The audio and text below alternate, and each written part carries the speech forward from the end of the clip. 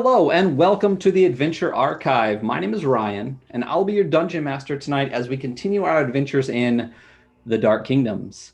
Sam, who plays Cordelia Belmont, our Dampier Sword Dancer, will not be with us tonight, so we have Matt as Victor of the Caldera, the Human Death Cleric, Jess as Dariana Bloodright, the Elfmark Seraphage Sorceress, and I did finally update that. Jason as Cutter the Faceless, the Daracool Rogue Duelist. Andy as Beatum Davelbreen, the Gnome Divination Wizard, and Eric as Sylvester, the Dampier Warlock, with his Imp Familiar Annie. Do we not get the Imp Familiar Annie tonight, Eric? Oh, yeah, we do. Hold up, give me a second. Yeah, you got to take the hat off to get the nice I was hair gonna say, going. Sylvester. Gotta get the flow. Has your wife seen your lovely locks yet? Oh yeah. Oh yeah. Nice. All right. So, as many of you know, the Dark Kingdoms takes place in the Midgard setting, which is published by Kobold Press. Nope, I had a Kobold Press sweatshirt on. So you will notice some differences in some of the races, classes, features, and et cetera, et cetera. Please be aware, this is an evil campaign containing evil aligned characters in a dark fantasy setting, and as such may not be suitable for some audiences. Graphic descriptions of gore, murder, mutilation, and torture are fairly common.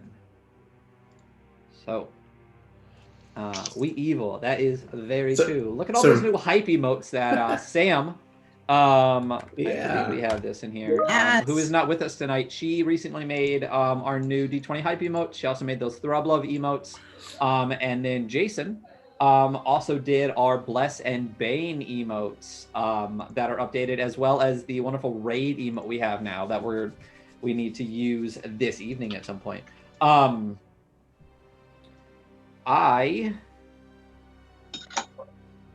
Do we have any challenge? I don't think I changed the command for this. It's still going to be the old command. We do have a current community challenge. We met our last community challenge, which was a player swap one-shot. We'll talk about that another time. But we do have a current community challenge going, a little bit more expensive than the last one, because I basically forced Jess to DM a campaign. And she eventually caved and acquiesced. So at some point, Jess will be running, I don't know what, but something. So donate to that and help me make her do that. So, what? Your channel points. So we're not there yet on that one? No, we just started it. I think we are 16% of the way there. What's our goal? Yeah, sounds like a job for your daughter, Eric. It's 150,000 channel points. It's half again what the last one was. The last one was 100,000. This one is 150. I wanted. How much are we allowed to contribute as players to this? I mean, everyone already has, so I guess you are. Yeah, I have. Well, you can but only do 2,000 a day or 250 bits, which is I think still goes to 200 to 2,000. So, saw some people in the chat. Andy, our wonderful, amazing mod, is here. Thank you so much for being here. And the Gilded Steph, who is part of the Gilded Troll, another wonderful D&D community. Just wanted to say hi to you guys as we get going. And as I remember, the mini windows that I always forget to open up, like our stream elements. And, I actually think I need that in a different window. So, do we have any other house cleaning before we get going? No. So, Happy Wednesday. What's that? Just happy Wednesday to all. Oh, yeah. Yes. Yes. Cheers. What a good day. I have coffee, and honestly, I should have got a beer instead. I might just slurp this down and go grab one. I'm drinking straight vodka. Oh, because you Definitely can should have drink got a now. beer. All right, so this is going to be a fashion. fun session tonight. Right. Method acting, right there. There you go. Right. So now I gotta start doing drugs, huh? Yeah. Dart. Anyway, so quick, just recap kind of the campaign so far, especially for the people that are newer to the campaign. Real quick recap all the way from the beginning. Long story short, almost everyone, half the people here now used to work for the leader of the kingdom or the city of Hanksburg in Morgau, the kingdom ruled by vampires that 10 years ago seceded another kingdom and now controls it. The players were sent on a mission to kidnap what they called a princess, but an up-and-coming warrior from the all-female ruled kingdom of Paranelia, which they successfully did. Getting there was a lot harder than it actually happening. They brought her back, and shortly after, the king of the vampires, Lucan, was unhappy with that and showed up, took his rage out on the leader of Hanksburg, Lord Rojan the Glutton, and told the players that, guess what? Good job. You work for me now. And has since sent them out on a mission to find out two things, basically. There is a sect of the Blood Sisters that worship the goddess of lust and blood, Morena, called the Red Winter, that is considered a heretical sect but is gaining power, and they are supposed to hunt them down and eliminate them. And the other thing is to figure out who is precipitating unrest within the Ghoul Imperium, which is threatening the treaty/alliance between the vampires and the Ghoul Imperium, the alliance that they had formed in order to take over that, kingdom I talked about 10 years ago. So as recently, they discovered through various means that there is someone from the kingdom of Krakovar, which is a kingdom they took over, that still has royal blood, and the Ghoul Imperium, or people within it, are looking for this person in order to accomplish some type of ritual that will, in some way, shape, or form, they have yet to determine, strengthen the Ghoul Imperium and potentially make their alliance with the vampires unnecessary or redundant. They are currently on the hunt for this Duke, and most recently, right as they were about to find him, the Duke was taken to this dread fortress outside of Orzelburg, and we are currently in the city of Orzelburg at a tavern. What is this tavern called? The Hungry Wolf. The Hungry Wolf. Hungry like the wolf is what it's called. And as the evening progressed, when they got there, the people there were not a fan of the party, but after Sylvester cast, I believe, Mass Suggestion, they were big fans. Yeah. So that is where we are. We got some besties. We got some new subs, by the way. Just Woohoo! Thanks, everybody. Thank you very much. Raiden Ryder. Welcome aboard. Oh, got She's the best. The gifted sub to Raiden Ryder. There we go. She launders all of Eric's money into her. I'll give you back the $20. Yeah, that's what it is. Yeah. Hey, make sure you drop me those 5 blesses. Real quick. For those again that are first of all hoofless. Hello, welcome, thank you. Couple of questions here. Yes, the overlays were made exclusively by, I'm going to point to people in my Zoom window, but it's not where they are. Jess and Jason both made all of our overlays for the character art. They are wonderful and extremely artistic. And they made our faces. That's what I'm saying. This is well, the snap. Yeah, that's what an overlay is. Yeah, that's what old dudes. And it is and this is a little comment. So this is set in Kobold Press's Midgard setting. So it's not fully homebrew, but it's a campaign that I wrote, and I'm using parts of some of the stuff that Kobold Press put out. One way, shape, or form, it is either my brain or a lot of Kobold Press stuff.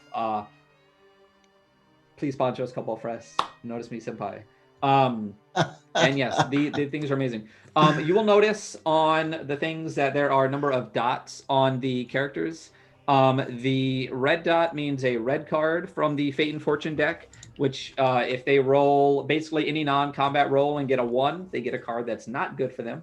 And if they roll a 20, they get a card that is good for them. The green dots are inspiration. And with channel points and bits, you can cast various spells on members of the party, be that blesses, banes, lesser restorations, false life, all that kind of stuff. So What did I miss? That was a lot. Yes. We are attempting to rescue the Duke from the Dread Fortress, where we Yes. believe that he is being held. Right. And we uncovered a bit of useful information that there is a secret way into the dungeon underneath the Dread Fortress to the west of the fortress somewhere. Yeah.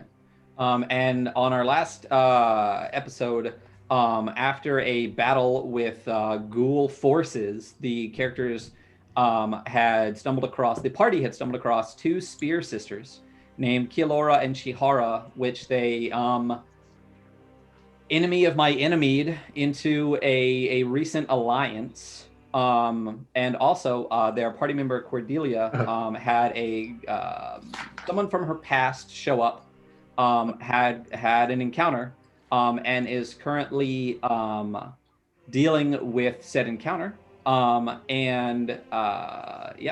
And So- didn't Beatum give Kielora and Shihara like a bunch of uncut gems, and they went on a shopping spree? Yeah, and eventually they came back, and you saw that they were, as Sylvester was turning the whole place into a giant party with his spellcasting, they eventually came back, and you notice that they are armored at this point. They are geared out. They still have the great sword from the previous session that was given to them, and the short sword that was previously given to them.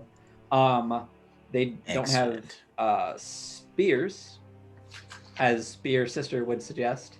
But once they came back and saw this party rocking, they just went to their rooms for the evening.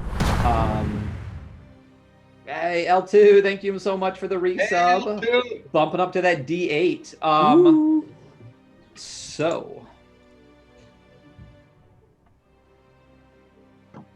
is that everything? Think so. All right.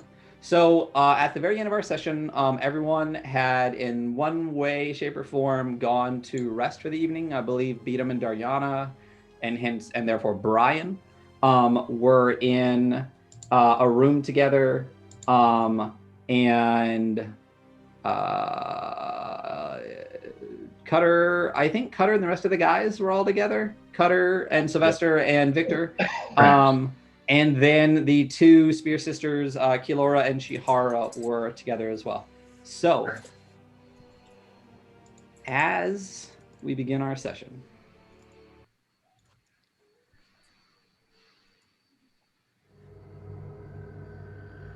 Ooh. beat 'em. Oh no.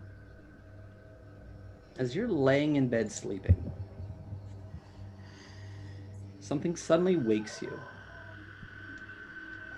You're not sure if it was a noise or something else, but as you bolt upright and look around, there's nothing there but Daryana and Brian sleeping. As you lay back down and roll over, you are suddenly face to face with a shadowy figure. And that face looks exactly like yours. Oh. You haven't forgotten us, have you, Beatum? Because we have not forgotten you. The shadowy doppelganger says this as he stares into your eyes. You're unable to speak, unable to move. A voice from the end of the bed calls out, "We haven't forgot. We haven't forgot. We haven't forgot, Beatum." And when you look down at your feet, This is awesome. another shadowy version of you is sitting there with this mad smile on its face. Tries to I try to wriggle and move or whatever. Can I move at all? No, you can't talk. In game or out of game. Finish this task that the vampire upstart has given you. It's too important not to. Then get back to the mission your mistress gave you. You've been slacking. The one at the foot of your bed says, "Slacking, slacking, you've been slacking." One of them is close, Beatum. Do not let this one get away. Yes, Beatum, don't let this one get away. Like the last one. And then the one with the wicked smile leaps into the air over you, raises its arms up high, and strikes down on you. And as you sit bolt upright, once again, gasping for breath, as if the air was knocked from your chest, you see light streaming through the window, and Dariana and Brian sleeping in the corner, and no one else is present. Spooning. Are you Big Spoon or Little Spoon? I think I'm Big Spoon, actually. Yeah, I kind of Ooh. thought. Yeah. Dang. That's tasteful. She really loves the blood, like really.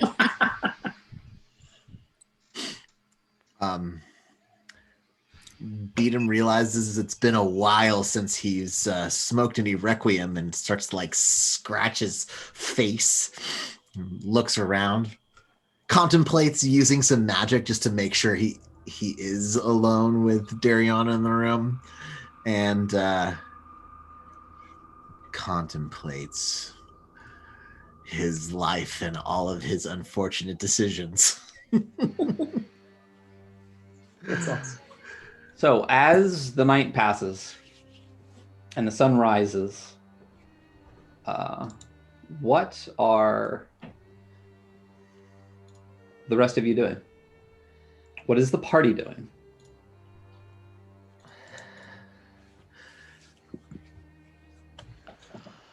I come out of my meditation and look around and see if Sylvester and Matt or Victor, sorry, have awakened.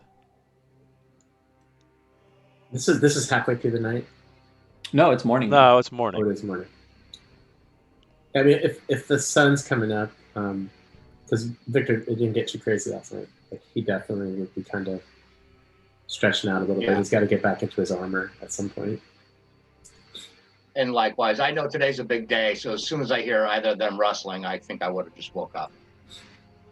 Gotcha. And I also, like, last night before they went to bed, so Victor's not talking yet, but he very much had talked last night about, like, we're going to be on a mission. Like, this is going to be about the mission today. Sylvester, that spell of yours, do we still have friends in We the should. main room? Yes. Those that were there should still be friends until evening. I don't recall exactly what should still be amiable to us. Is that 24 hours? It's 24 hours, yeah. Nice. Yeah. So anyone and generally most of those people would have gone home. Right. But after that spell and the ensuing kind of revelry, as any of you that make your way downstairs notice that there's more than one person sleeping it off in the in one of the booths or at the tables, including the barkeep, who is kind of just passed out over top of the bar. So in the room, kind of like, Victor's pretty tall, so he kind of, like, his long legs slide off the bed. And then the clothes he wears, kind of, they look more Kariv, so they're a little bit like they're from the plains, but almost like a little like Eastern European looking, like a little bit flashier than you think. And so he's wrapping this, like, long red sash, like, around his waist. And as he does that, he looks at Cutter, and Cutter had said that thing about the party. Cutter, do you think it is time to call your boss, the Mr. Lucan? My Your boss boss. too, buddy.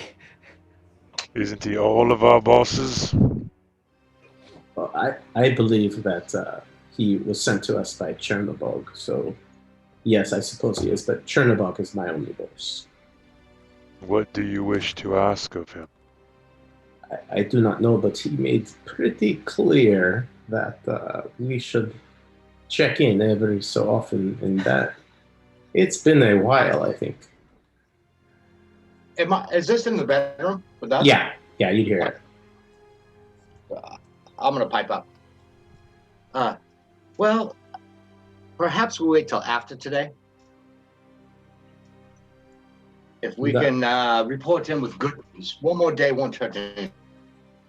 I like your thinking. If we have good news, that's better than. We have yet to earn the favor of him. Yeah, I think one more day won't hurt anything, and if we can report back with some good news, I think that would be better. Okay, my friends. I trust you. This is mission, yes? Yes. When's the Let last us time go. you guys checked in with him? It's been a little while. It's been a long Yeah, I fucking don't know time. how many days have passed, really. So Because we did there was a lot of travel, like even despite the Shadow We Road. contacted Well, we him. checked in during the travel. There was a night we checked in during the travel, I thought. What, somebody's travel night we checked with a in. mirror, right? Yeah. I think it's getting close to a week because when the last time I remember checking in with him was prior to going to the Master of Visions. Now, after the Master of Visions, when you guys traveled on your way to Carriessen, I do believe someone did check in. I don't remember if it was Cordelia, but I do remember there being like a second conversation, or I'm crazy. I thought so too. And to be honest, I thought it was when we took over that inn. I thought it was on my travel. With the werewolves and stuff? Okay, Yeah. that makes sense. I think we did. So then, yeah, that's considerably longer than a wink if that's the last time you guys checked in, because you went. That was basically right as you were re-entering Morgau. You made your way all the way through Morgau, all the way to Carriessen, stayed in Carriessen, followed the Duke onto the Shadow Road, got to the end of the Shadow Road, went to the Stone Galleries, had the battle, stayed there. The Shadow Road, you kind of lose track of time too, a little bit. Yeah. We also can't contact him now, anyways. Yeah, because it's not midnight. Yeah. Right. So that settles that. Well, Victor very much trusts Kotar. He knows the mission. So, as you are all gathering yourselves together, what? So I want to get our group together. So tell Victor and Kata, let's get him and Dariana. I have a little bit of information, but I don't necessarily want to share it with our Perennialian guests. No, and we know where their room is, so Victor would walk across the hallway because he'd want to check in on Beatum because normally he sleeps kind of within visual distance of him, and so he's going to kind of crack open the door to their room if it's not locked. It is most certainly locked. You wouldn't even So knock, then- huh? So then he just like, it sounds Russian. Knock, knock, knock.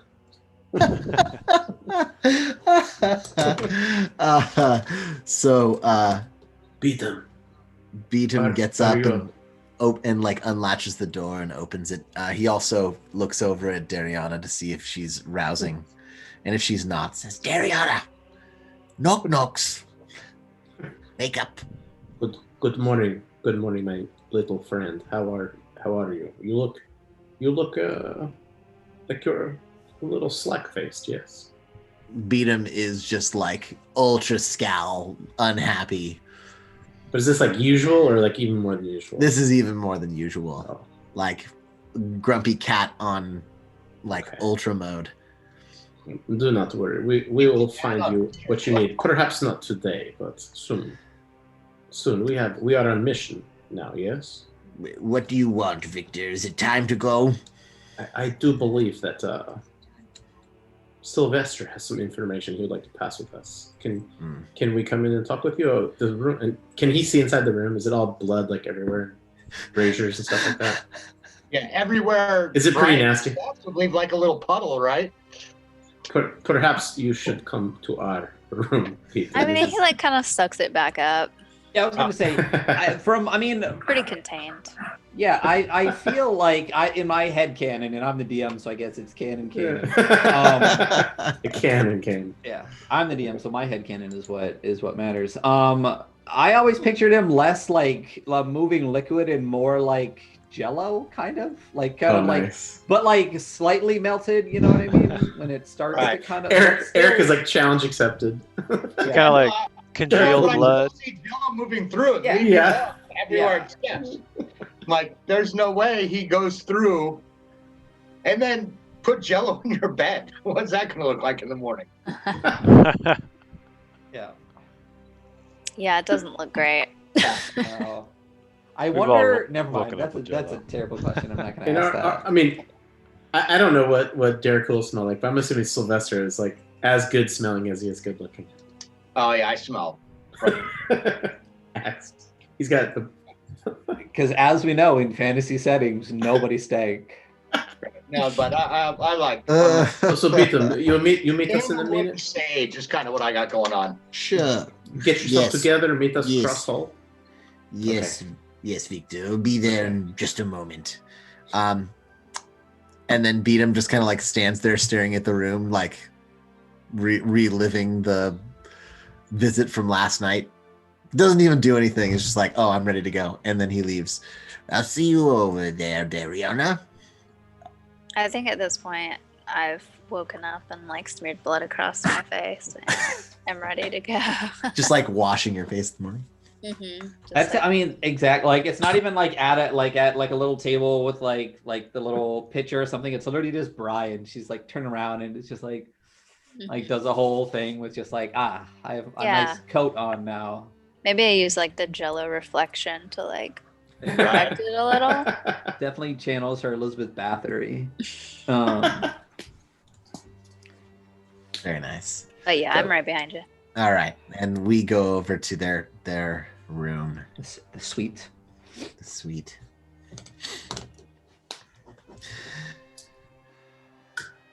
So as soon as they enter, I like shut the door and kind of whisper, basically what I learned last night from the bartender.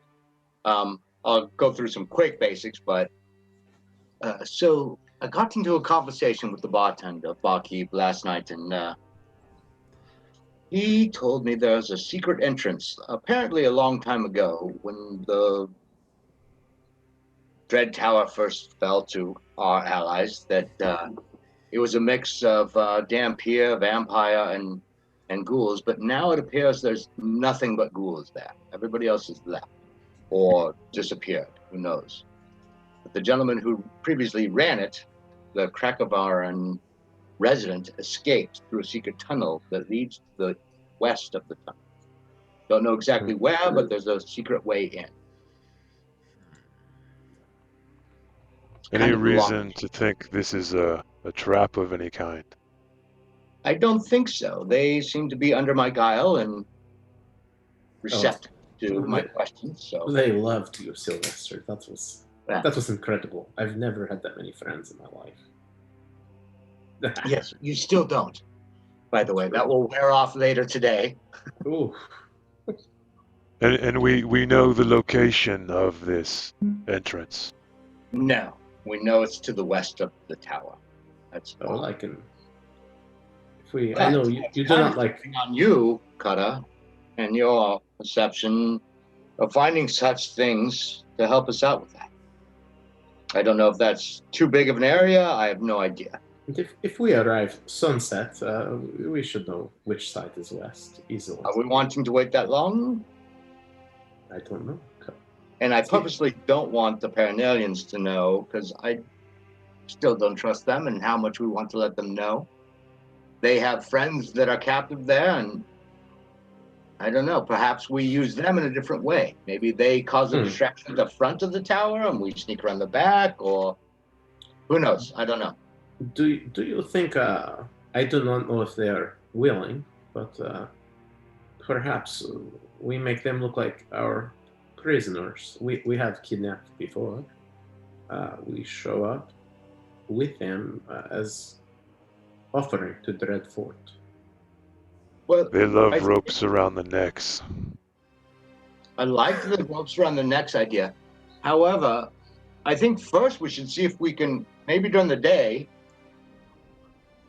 we go scout and see if we can find the entrance to the tunnel. If not, I agree. We can still wait till nightfall to use it, but I think we should go look earlier than later. Frequently, I'm assuming you're going to send your imp. Well, that reminds me. And so I immediately, right then, just recall Annie. So I have to dismiss her from where she is. Nice. And then... All right. back where I'm at because she. I forgot she was following Cordelia, right? Yeah. Is Okay. is nice. And I'll ask her later what she saw, but Victor, does your god have any way of helping you divine the location of this secret entrance?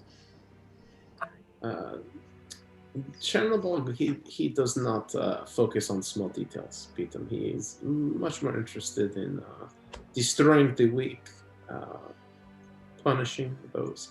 I, to be honest, I am a bit worried. Not easy for me to bring Cordelia back as I did, and I had premonition last night that the way she reacted, Chernobog does not approve, and perhaps is not happy with me. Yes, I would not ask him for such silly thing. Victor, I know worse than that. You know better than anyone that the ultimate destruction of someone is so much sweeter when they are made to suffer first. Perhaps Cordelia just must suffer more. Forget about it for now. Let's focus on our task. Do you tell me your god cannot help us? I do not think that I have anything that would be able to ask that question, but I am quite good. I've lived outdoors for a long time. I know which way the sun moves. I know west. I'm just not very good at. Could not wear armor if we be stealthy. If it's a secret of stone, we will find it. True. Also, we do have. I don't know how much help they'd be in finding the entrance, but we do have friends from the bar last night for a couple more hours. Maybe. How long has it been? 10 hours? 12 since last night? I mean, we slept for 8, partied with them for a couple. We'll say it's 12. Okay. So, yeah. We still have friends for approximately 12 hours. So Peter, I don't know what good they would be. One thing I do have that is interesting is I discovered while we were at that Blood Sisters ritual that when I go into my dreaded form, I can see things as they are. So I could see perhaps a hidden door and know precisely where it was, but I would have to be visually close. Yes. Well, then wouldn't that mean that it's magically hidden as opposed to just under? So like out of character, it just the true sight just says like see things as they are, hidden by I see what you're saying. I feel we're talking too much. Doors. We should get moving. I agree. We should start finish. canvassing. So let's go. We go. So Brian can come. Sure. I have no. I don't think anyone is going to stop him. Yes. Yeah, probably not. I'm going to run downstairs right now and grab a quick bite, and then let's go. Sylvester, perhaps you should see how sisters are. You are at least fearsome to them. I hate the sisters. Why are they here? I think father. You said we need. I said nothing of the sort. I was busy burning bodies, and I show up, and you've got these two with us. They could be useful. The enemy of my enemy is my friend. Don't forget, we have to be tactical. For a certain period of time, do we have a plan to dispatch of them? Because once our enemy is dispatched, they are then our enemy. If our primary objective is achieved, then I care not what happens to these Paranalians. All right. I see an issue coming, but that's fine. It would be a very good cover story. So as I head downstairs, I just knock on their doors as I walk past. Kind of like walking, knock, wake up, and then I head downstairs. Okay. You do that. And I'm getting some breakfast. All right. You are still buddies with this guy? Yeah, I am. So you know what? It's on the house today, buddy. Last night was a good time. It's been a while since we had that much cheer here in Orzelberg. So I'm gonna drop him another coin though, because you said there's people sleeping there.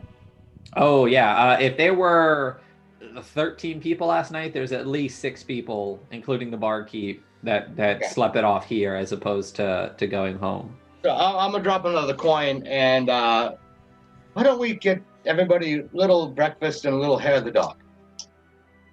Yeah, let's keep the party going. All right. Well, I have work to do, but I'd like to take care of my friends. So enjoy. All right. So my suggestion isn't like friends. It's not, but what I just kind of said was, trust us, we're your friends. Yeah. So what's interesting is it's not like as soon as the spell wears off, they're gonna hate you, like because of the spell. So it's gonna be really interesting what happens. Leaving that up to you. I was ready to not see them again after the 24 hours. I was like, It's definitely gonna be interesting. It's definitely gonna be interesting what happens in 12 hours. We'll right. I'm prepared for however you rule on that. we'll see what me/the dice say in 12 hours. Right. But I mean, all I'm saying is, you know, he's liking you more and more. You know, I've been fair. Yeah, you're making him kind of a rich man right now. Victor can smell the bacon frying, and he just kind of stomps down the stair, puts his hand up and gets a big old dish of it, and Beatum, come with me. Yes, because there's a buffet. Eat before. That's how this. That's how Hungry Like the Wolf in the tin. Like, that's what they're famous for. Yeah, it's Fresno's best buffet. Yeah, their bacon buffet. Yeah, this is on your stream was Source of Victories. By the way, it was an amazing stream. You touched on something that I do. I judge restaurants by their eggs Benedict. Have to. Yeah, if you have a bad holiday sauce, you should just shut your doors and not open them again. I've been doing that for years. Yep. Every once in a while, maybe a croque madame. Yeah. But well, other than that, I can't eat eggs Benedict anymore, which is sad. Yeah. But this is a really random side note. But Matt, how do you make those blood drops in chat? I'm pulling them from my cell phone has like the little emojis that come with my text. And it shows up in the chat. Cool. All it right, does. I'll just have to copy paste yours if I want more blood drops. Anyway, so as you guys are apparently eating at the breakfast buffet in the Hungry Wolf, what happens next? as soon as we're done eating and get a meal in us, we want to head out. I would assume the girls, the Paranelians, Kialara and Shahara would show up. Yeah, they eventually make their way, sit at a table a little bit, like close enough to hear conversation, but far enough that they're not sitting right next to you. And they also have their fill of eggs Benedict and bacon and. Okay. Yep. So because I can, one of my little warlock tricks, I can drop a voice into other people's heads. Who's at the table with me? Who's having breakfast? Definitely Victor. Not Cutter. Okay, so not Cutter. So the three of them, I have to do it individually, but yeah, I'll be there as well. Okay, I'll kind of just go Victor. I'm just gonna go because that's the way you guys are on my screen.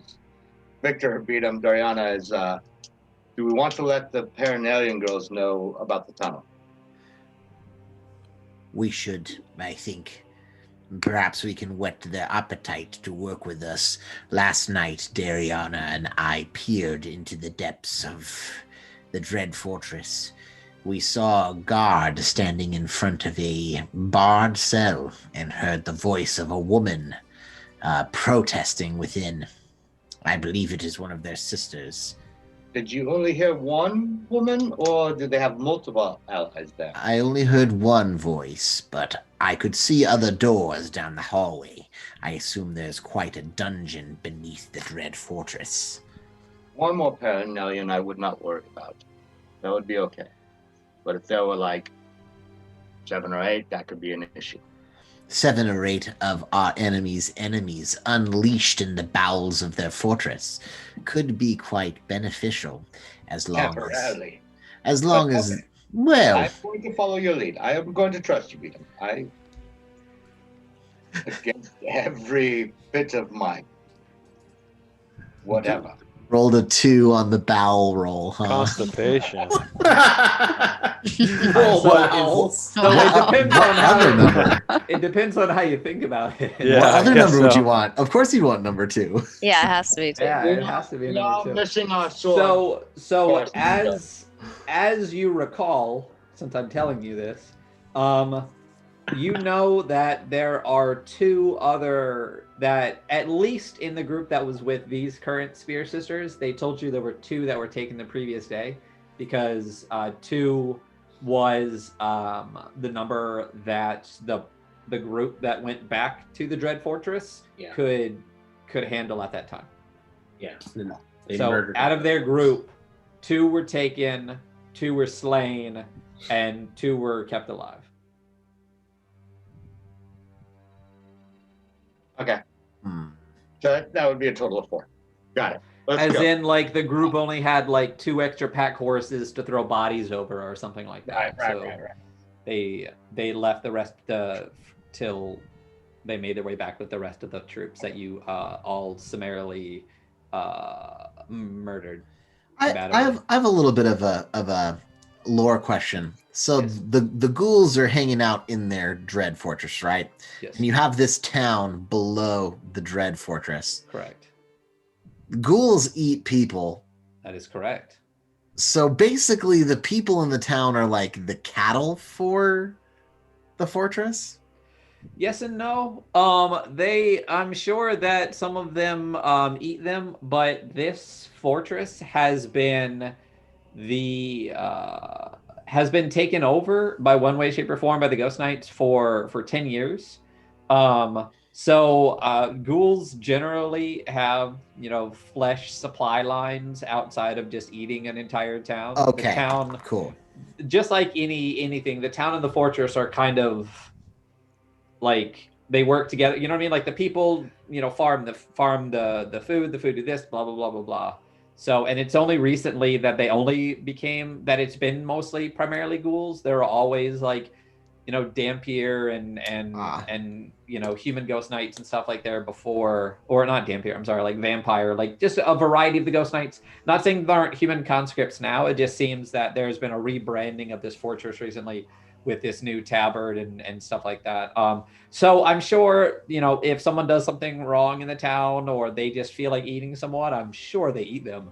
But it's not like the town is literally just there as food. It is a town that supports the fortress in the same way that, it would previously. It's just new leadership, so to say, for the last decade at this fortress. Yeah. New leadership. That's great. This bacon is delicious, Sylvester. But are we going to send Annie to look? Well, I think she can only cover so much ground. I think we should all go. Personally. Do we need horses? Like, how far do we need to go? I don't know. How far are we from the tower? The town? You're Like you in could the see it? town. You're in the town, and the Dread Fortress is right on the other side of the town. Perfect. Okay. Yeah, let's just walk out like we're going wherever. We'll circumvent around and hit the west side. And Yeah, Sounds as you learned last night, the previous ruler here that ruled in Krakovar, Lord Dobrogost, Mhm. like that. This was Orzelburg and the castle of Okay. Orzelburg prior to that. So when the ghouls came in and conquered the kingdom, they conquered all of these little castles and districts, and some of them became commanderies. Some of them became fortresses and things like that. This one and its size, it's more like a commandery than it is, some like massive, it's called the Dread Fortress, but at the same time, it's not. You've seen bigger fortresses. So, but like when we're walking towards it, pretty much we see it immediately once we're. I mean, the walls are pretty high. For like sure. as you're walking towards the town, like you can see Okay.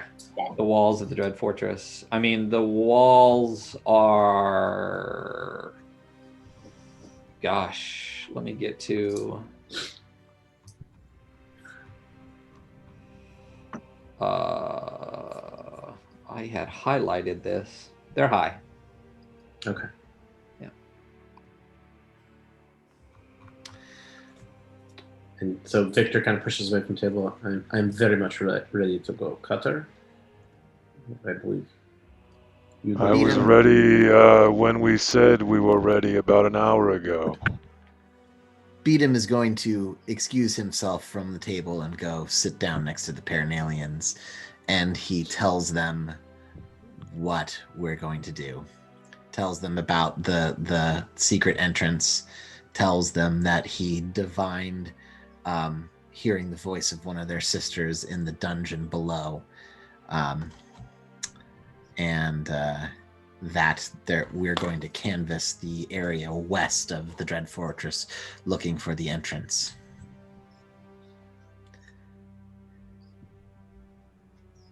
Let's go. And he gets up and follows his compatriots. So descriptor. The stone fortress looms above the village at the far side on a 200-foot tall hill, so a little higher than I previously said. And it's reached by a winding track that leads up to a gatehouse. Battlements are along the top of the outer walls, which hold square towers at the northwest and northeast and southeast corners. You can't see that. The castle, you see two main towers, a freestanding round tower, which is 4 stories high with a crenellated flat roof, and a 3-story square tower with a pyramidal roof. So that's what you see up above these flags. And hanging from all of the battlements, you see this flag, which is basically a silver insect on a black flag, black background. Cutter, we have seen that sigil before, yes? Looks familiar. Isn't that from your previous companions? I don't know. Is it, Ryan? I thought we were in that place where it was like mushrooms or whatever we were eating.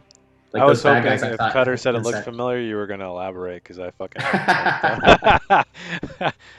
You gotta reread your backstory that you sent me. Like you created it. I know. He's written It's like only- 1,000 pages a day every day. It's only been like a year. Sorry. Yeah. I need to go I'm going back. to roll my portents for the day since it is a new day. Go for it. Yes, this sigil is what's funny is you asked the same question the last time you saw it. This sigil is something you've seen before. It is a sigil of a well-known figure in the Ghoul Imperium, and someone you worked for previously. Oh, okay. Do I need to elaborate more, or are you? I don't remember the name, but I can always find my backstory. So this is the sigil. If you knew the name, would you say it? Yeah. Or would you keep I that think information so. to yourself? No, I think I would tell Victor. So this sigil, which again is the same sigil that was found on the ghouls that were in the Margrave, a number of which were your previous companions when you were previously employed in the Ghoul Imperium, is the sigil of Duke Drago Blackfly. Okay. Oh, gosh, I remember that name. So on brand. For ghouls? Just that name, Blackfly. Yeah. It's just very simple. Well, it looks like I may be bound for familiar territory.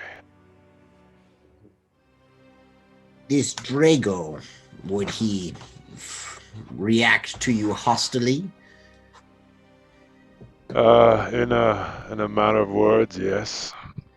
Then I think our current My course is the best. reputation. Yes, my reputation in the Imperium is unsatisfactory, but not in truth. Undeserved, you'd say. Yes, undeserved. Yeah. Let us go. Speak no more of Isn't that this. all of us? Yeah, I know. No, We my kinda... reputation is well deserved. Everyone hates me, and it's for a good reason. Well, that's true. And it really depends on who you're talking about as to which reputation I deserve. I hate to love you, Ethan. What? Let's go though. We need. Does Okay. Better look like Cordelia's ex? yeah, that's what I was about to say. Oh yeah, you put He on doesn't. the He face. doesn't remember me quite as pretty. Let's just put it that way. Mm. You need to make yourself another overlay. I so you know can another swap back and lens. forth. You really do. Yeah. Yeah, I need to do like a Leonardo You just have like DiCaprio a pretty boy before lens. he was Yeah. before he was like all dad bodded and stuff. Right. Hey, Exactly. Like in the 20-something Leo DiCaprio era, maybe, Yeah. or Brad Pitt.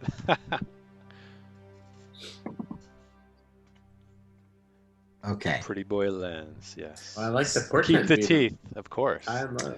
Yeah, my yeah, last that'd be portent. awesome if it was like all pretty, but like whenever you open your mouth, it was like.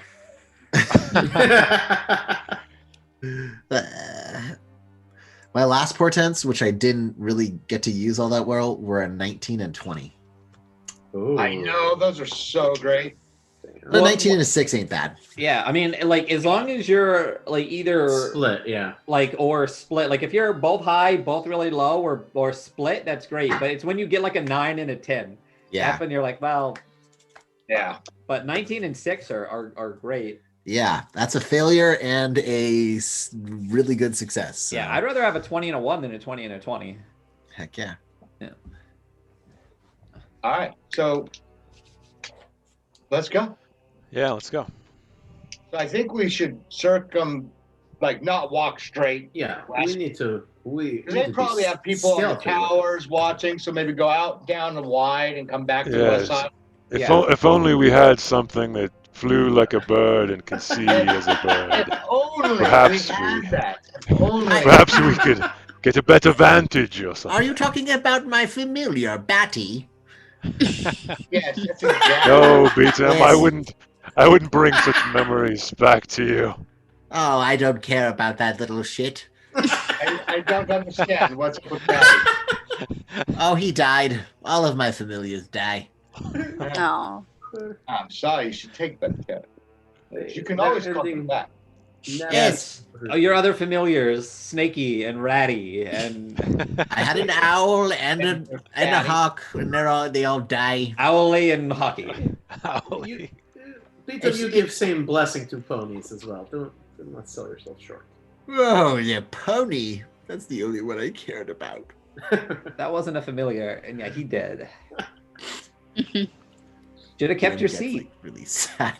Yeah. About the pony. A pony laden with requiem.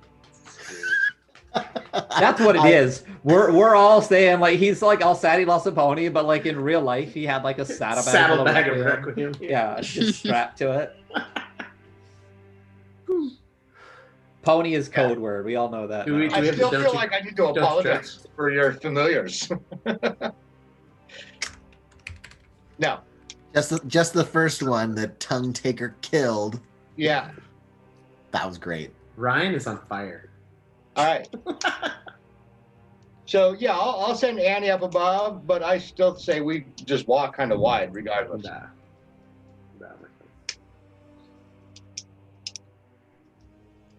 So you notice as you move, more towards that side of the town, and again you saw that this high hill that the town is on. The outer walls are about 25 to 30 feet high. And as I said, there are a number of battlements. There's 3, in fact, all around. In the I believe I said northeast, northwest, and southeast corner. So you guys are heading towards where? Is there like west woods side. around? Like, is it cleared around the walls? Yeah, it's up on a hill. Okay, and like absolutely no foliage or anything. No, No. Okay. Yeah. Most castles don't let foliage in close to their Yeah, walls. Yeah. So And sure, go Annie for can it. go invisible, so I'd like her to just go up, kind of, and fly up near the tower. Are there people or ghouls or whatever like keeping watch? Yeah, absolutely. So is she actually gonna just like fly up over and check stuff out? Yeah. All right. So, let me remember which of these is the top-down view. Not that one.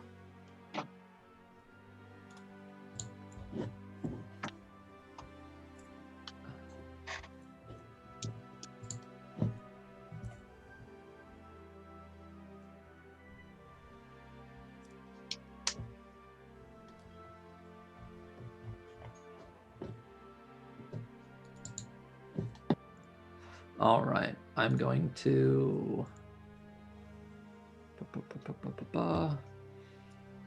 Do you guys always speak in Infernal? What's that? Do you guys always speak in Infernal? You and Me Annie? and Annie? Yeah, You have no idea because we always speak telepathically. it's telepathic. Oh, cool. So, So we've never we heard don't her. know what we speak in, but you'll hear me chuckle every once in a while and say something, but it's Nice. telepathic. Yeah. That's awesome.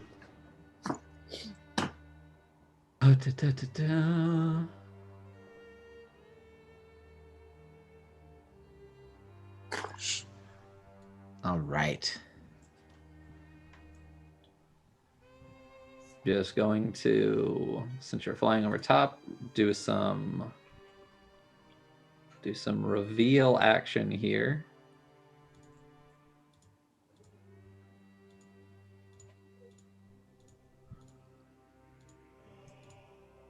Do you need me to move the map, or are you gonna?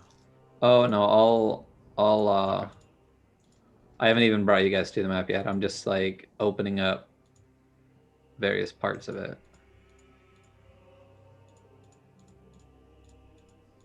Maybe.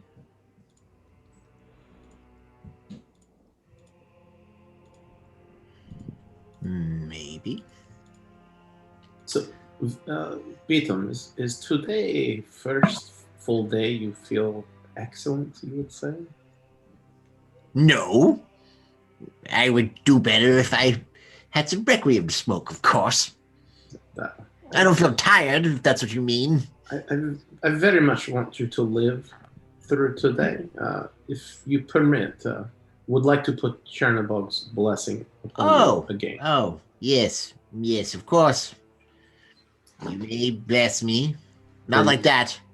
I'm going to do a quick restroom. He wants Go to for give it. Yeah, you Chernobog's 'cause dream touch. doing a full overhead flight makes these maps kind of a pain in the booty.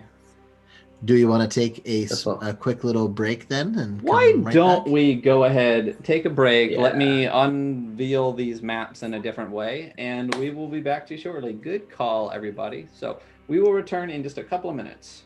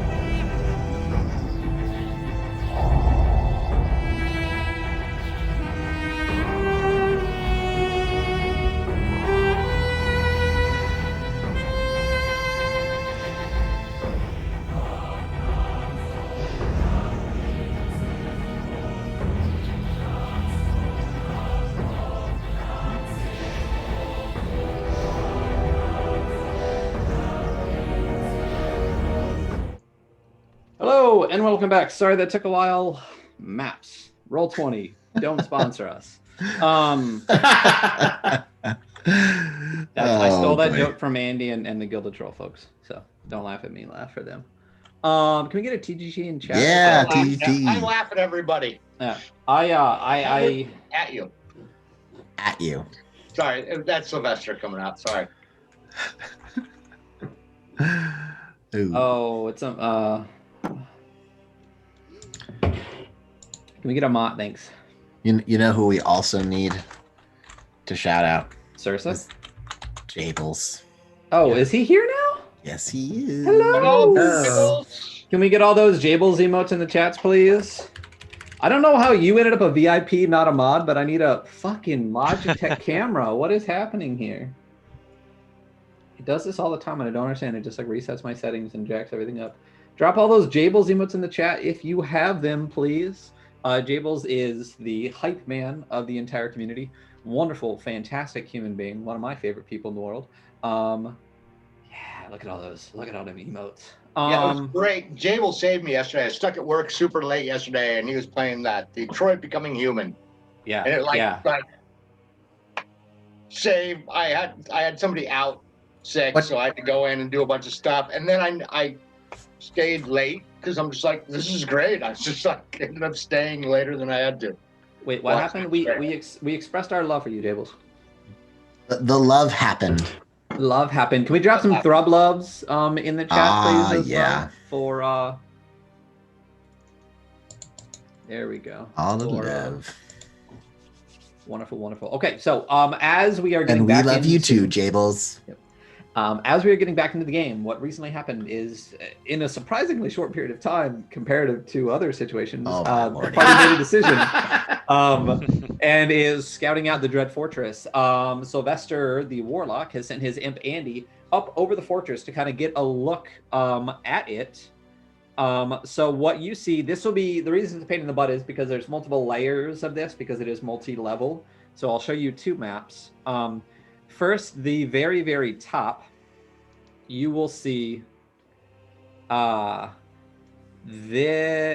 let's show you the middle one so that these make a little bit more sense, actually. Oh, that's cool. You see this. Let me let Jason zoom all the way out on that. All right, I'll zoom out. Yeah. I'm gonna take some notes about map stuff because he would tell you what happens or what you see. So I described that. That's funny, and that reminded me of yours and Sursa's stream. Like back in the day when I played, it was like we had scrap paper, man. Somebody's mapping out like every description and. It was part of the game. It was part of the game mechanics. It was. It was definitely part of the game mechanics, and that was super interesting listening to that. But yeah, that was check out the VOD with. Can we get a Sursa in chat as well and drop all those Sursa emotes if you got them? Sursa Victory is a wonderful Indie nominated game designer and friend of the community. And we recently did a chat with him. So go check out that VOD if you'd like to hear a lot about game design while we play a game that he also created. It was a good time for sure. We definitely want to and plan to do that again. So what you currently see here is the overtop of the fortress. And as you fly over, you see that there is an outer wall with 3 kind of battlements. There's one in the top right, top left of your map, and the bottom left. And then there is what looks to be a gatehouse in the bottom right of the map. And then in the middle, there seems to be this inner wall, and there is a 4-foot tower, a 4-story tower, and then a 3-story building next to it. So I will say, let's just say for ease, the gatehouse is 1, these battlements is 2, and this tower here is 3. So when I move you to the top of what Annie sees, she sees this as the gatehouse. This is the top of that 3-story tower, and this is what the top of the battlements look like. And what you see on those, how close is she getting to this? Well, as she gets more comfortable, closer. I mean, at first it would have been from a distance, and then kind of like concentric circle, like kind of coming in Gotcha. a little tighter as she feels more comfortable. Do you think she'll get close enough to see faces? She's invisible, so yeah. Roll me a perception As long as check. she feels like she's not being spotted, then for sure. Roll me a perception check. All right. Hi, NBA Canine. Can Annie use blessings? Is she part of Sylvester? No, Annie is. We have own. taken her out of cards and blessings and things. Perception. Gotcha. Perception's wisdom? Yes. Okay. Because I don't have, obviously, a character sheet for her.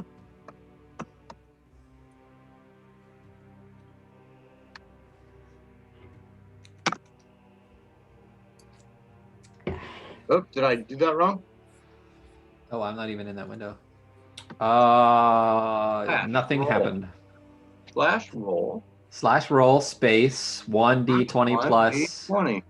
Plus what? Nothing? Plus 1. So /roll 1d20 plus 1.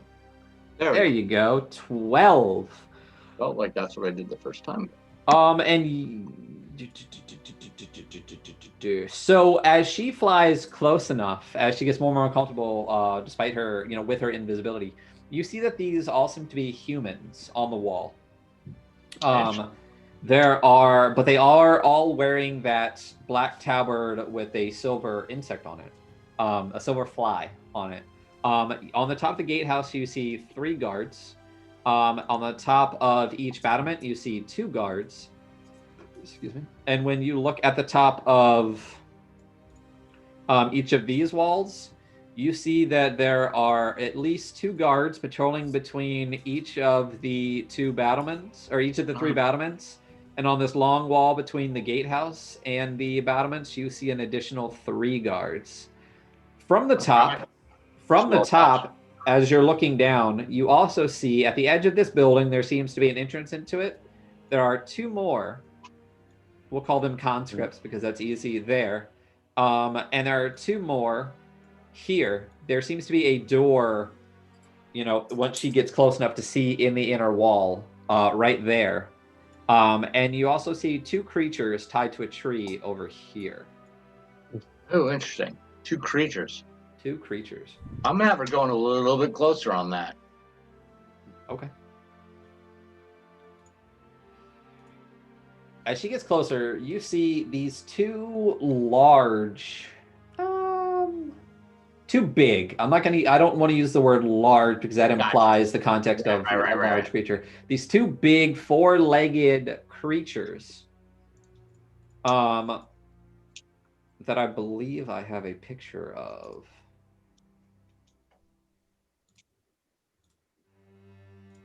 Oh, What? this is no pony. Yeah, and if you just click shit. on the picture, it should magnify into a bigger picture. Yeah. Yeah. That's awesome. Yeah, you see these 2 creatures kind of almost as if they're like dogs where like occasionally they're laying down ignoring each other, but then one will get up and start like scratching or like kind of attacking the other one, and this one are like or back at the thing, and then like they'll have like a little thing and then they'll go their own directions and just kind of have this back and forth as they are tied up outside. Okay, so thanks for the follow, Simple DM. Around thank you. The whole complex, is it pretty barren, like out far from it? So it's up on a hill, and then it's pretty pushed back from there. Like I said, most fortresses wouldn't allow any type of growth for a decent distance, so that if they are getting attacked, no one has cover. So you're talking for at least a good 500, probably to 1,000 feet outside, from all the directions except for the town. It's pretty open, and then there's some like wooded areas and farms and stuff, into the distance for some of the other ones. You notice. So I'm going to describe what I see to all of them. On the western side, you do notice that there's actually some like rock formations, kind of within that forested area, that kind of fills up like the west and northern side is where the densest kind of forest outside of that distance is. Mm-hmm. Mm-hmm. So I don't want to go over every detail I saw. They little meta here, but the whole deal with the towers and the we got another Sylvester. Baby beat 'em break. Here we go. Baby beat 'em break. Yeah. Hi. Yeah. Baby beat 'em. Say hi to everybody. Wave. Uh-oh. He's trying to stand on my desk. There it is. Hi, wave everybody. Like you said, I love how the filter gets smaller. There we go. Yeah. Yeah, there we go. Aw. Hey, buddy. Make him cut her. Maybe next time. Love you. Maybe next time. And then he's got to open his mouth. Yeah. Ooh. I got to remember to stop putting the goddamn names of the things on the pictures. I remembered last time. I didn't remember this time. I didn't think to look until Janelle had said a creature called Nope. Yeah, it's a nope. I don't have your whatever that is you get those from, so it doesn't really matter. Yeah, I think the names are so cool. You can't meta that creature. So. No. The skull is the best. Sylvester, this secret passage of yours. Well, on the outer wall. They said to the west. I wouldn't call it my secret passage, however, but I say we stick to the wood and to the rock outcroppings and search in that area first. It would be a smart place to have it. I agree. And we go from there. If it were me, I would put it in a small copse. A full frontal assault does not seem like a good idea. Unless we have an army. Beat eyes the Paranalians. You don't have an army nearby, do you? Nope. No.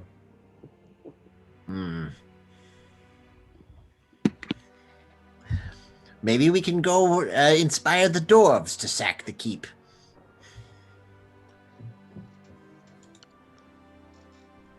He's just musing to himself at this point. Everybody knows that it's going nowhere. Okay, yeah. Hey, that's about the reaction you got from everyone. That was just like, duh. Yes, let's go talk to dwarves. Yeah. So I said we circle down and kind of walk like far so we can stay to coverage. And find ourselves some cover and circle back to the west. Okay. Agreed. Right. So why don't you? I mean, are you basically? Are you going to the end of town towards the fortress, leaving that side of town, and then going along the wall, or are you really like going out and around? I say way out and around. Okay. Yeah, absolutely. So at that point, then you don't really. I mean, you're pretty far from the walls at that point. Again, like you're hundreds of meters away from the wall if you stay on this side of the town. So as you make your way out and around, I would say to get out of town, to really work your way around, to stay out of sight, to get all the way to that western side of the forest, it's going to take you an hour or two easily to really walk that far out and to get towards the edge of the forest. Sure. But by the time you have eaten and had all of this conversation, the planning, the scouting, all of that, I'd say it's roughly about midday-ish now, like early midday, like 11 to 12. So as you get towards that far western side, again, you do end up seeing this. It's not even just a copse of trees. It's like this forest with all of these kind of stone structures put into it, in the way that I wish I could just say it looks like Ojai, but like that doesn't really work for everybody. But it is as if it is as if a glacier came through and just like dumped the rocks out of it as it melted across this area. So it's forested, but there's all of these boulders kind of like dispersed around and through this forested area. So as you enter this kind of rocky forested area, what do you want to do? I think I'd like to start looking at the and I don't know, should we split up For a secret entrance or Gotcha. or Searching Yeah. the rocky structures. something that would be hiding in a that's kind of what I would think personally, but top of my head, yes, this is not my forte necessarily. Perhaps we split up. I might go quicker. Victor, Yes. you being a man of the wild, do you think you could spot us better than I? No, my skills lie more in surviving rough things, not finding secrets. Beatum is going to snap to attention and say, Victor, go over and search around that outcropping. Sylvester, go check over there. Dariana, stay close, but check that one. Cutter, I know you can't see during the daylight, so why don't you check out that small one over there, and I'll check out this medium-sized one. Are we far enough away that they can't hear us? Yeah, you I mean you're We're pretty you're- fucking far out. Okay, yeah, cool. You're pretty fucking far out. So I was messaging Jason earlier today, and I looked at our pin messages and remembered something. So we are in what used to be Krakovar, which is not Morgau. In Morgau, we already talked. There's not really sunlight sensitivity issues. It's a very in Morgau. Oh yeah, did you roll for weather? So why don't we go ahead and roll for weather today? It's been a while. It's been a while. Well, you guys have Yeah. you've been in Morgau a lot. Yeah. I forgot all about that. But Yeah. again, you're in Krakovar, so the weather matters. We Oh, talked about this snap. previously. Morgau is kind of like, it's a very like Dublin. Well- But how heavily wooded is this? It's not, it's not pure shadow. There's gaps and stuff in it, so. And what season And even are we? then, so let's call this rolled a what one. were we Cutter. saying before? Cutter. Well, it's on a D6, so I think that would be a good thing. Do you remember? Do you have your? Do Yeah, you I have got that? the sheet up. So it's Why don't you? If summer, you Yeah, summer, did- fall, fall. crunchy. Yeah. I want to. I also want to throw that into the DK chat when we get a chance. I'll do that here in a second. Crunchy. I would say, I think we've been saying that it was kind of like spring, summer-ish. I think, it's been a little while. Let's say it's like summer, or is there like a summer fall option? There's a summer fall, so then it would be hot. It's a hot day, which we called sunny. So it's a hot sunny day. So I'm guessing the top Krakovar. one is day, and it says roll twice once for daytime and one for nighttime, actually.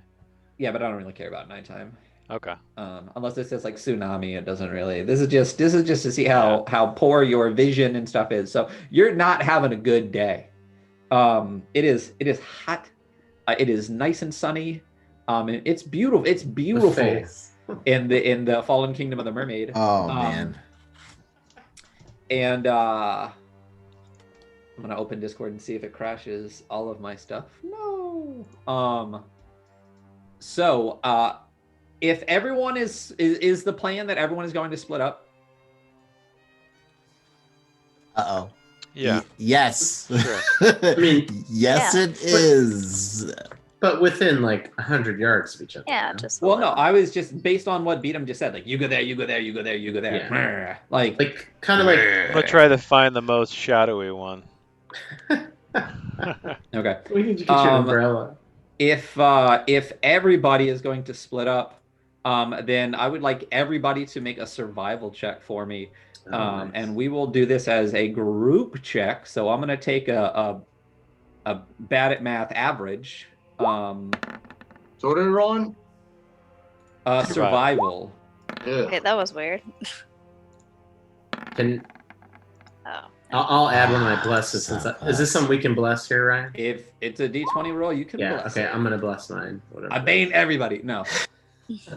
Can we get some? Can we get That's some of what I'm those new bless emotes in the chat? Can we get some? we drop some of those Dude. bless emotes? I jacked it up. I call it before I roll it, right? No, you can until I tell you whether or not it works or not. Like Okay. if you roll and I'm like, all right, you miss, you can't then be like, okay, well then I bless it. You know what I mean? Yeah. But if you roll, Gotcha. Okay.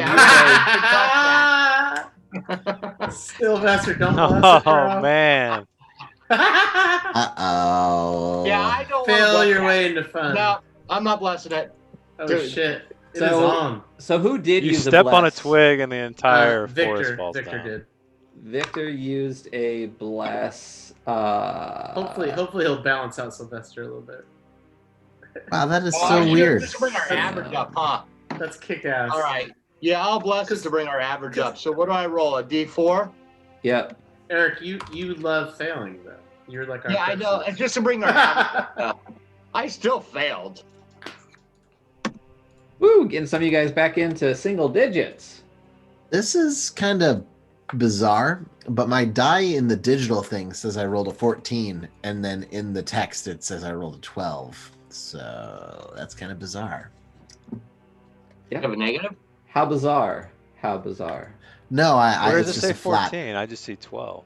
Yeah, but my digital die on that Oh, roll okay. says I rolled a 14, and it's No, just that's Dariana's roll, the orange. oh, okay. Yeah, so your dice match your color at the bottom, so your dice are blue. Oh, okay. Yeah. No wonder. Dariana got a 14. So let's see. Let's look at rough estimates here. We're looking at did Dariana roll first? Yeah. 20, 18, 12, 23, and 3. Close enough. So it takes you I rolled a 1. it takes you roughly 2 hours. Hmm? Actually, let's do this. Oh, by the way, do I get a card for that? Oh shit, do you not have one? I don't have one. Give me a Ooh. card. Come on. Yeah, you do get a card. All Please, right. please. Could we get a exclamation point luck in the chat, please? I don't think so, right? I don't have one. Yeah. Oh, these will come in handy. So again, we are using the I believe it's now called Fate and Fortunes deck from Nord Games. And it looks like no, Sylvester, you do not have one. And since no one bought it for you, I get to know what it is, but no one else does.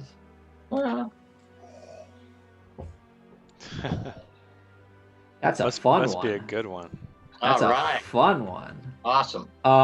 And don't forget, everybody, you all have access to what your good luck cards are at all times. So this is what I don't if it pops up for Yeah, Jason, I it'll see come it. up. Yep. So Bring it everyone down. can see what they all have. And this is in the notes section. Yeah, it's just the very Okay. top part. It'll be in all of your stuff. That top one there might have been useful. So for you, I need to remember to use these on people too. Man, this is a good one. I need to remember to use these. I just need to have a giant reminder on the GM layer on everything. It just says like use red cards. Because that's real good. All right, so as we continue back into this, let me make sure you have your red dot on your character. Boom. You have a red card. So Cool. it takes you about 4 hours. I'll take the 1 off of that because you all realize it's math and I'm not good at it. So we'll say you roughly got, looking at those numbers, let's see how bad I am at math. Let's see, 20, 18, 12, 23, and 1. I'll say that averages out to like a 14. How off am I? Jeez. Is math Andy in the chat? Yeah, it's math. Can we get some it's math in the chat if we got some Andy followers in here? And if you don't follow Andy, can we get an Andy command in chat and please go follow him? He had a wonderful stream today with Ian from the Guild of Troll and Nicole, Legend of Pi.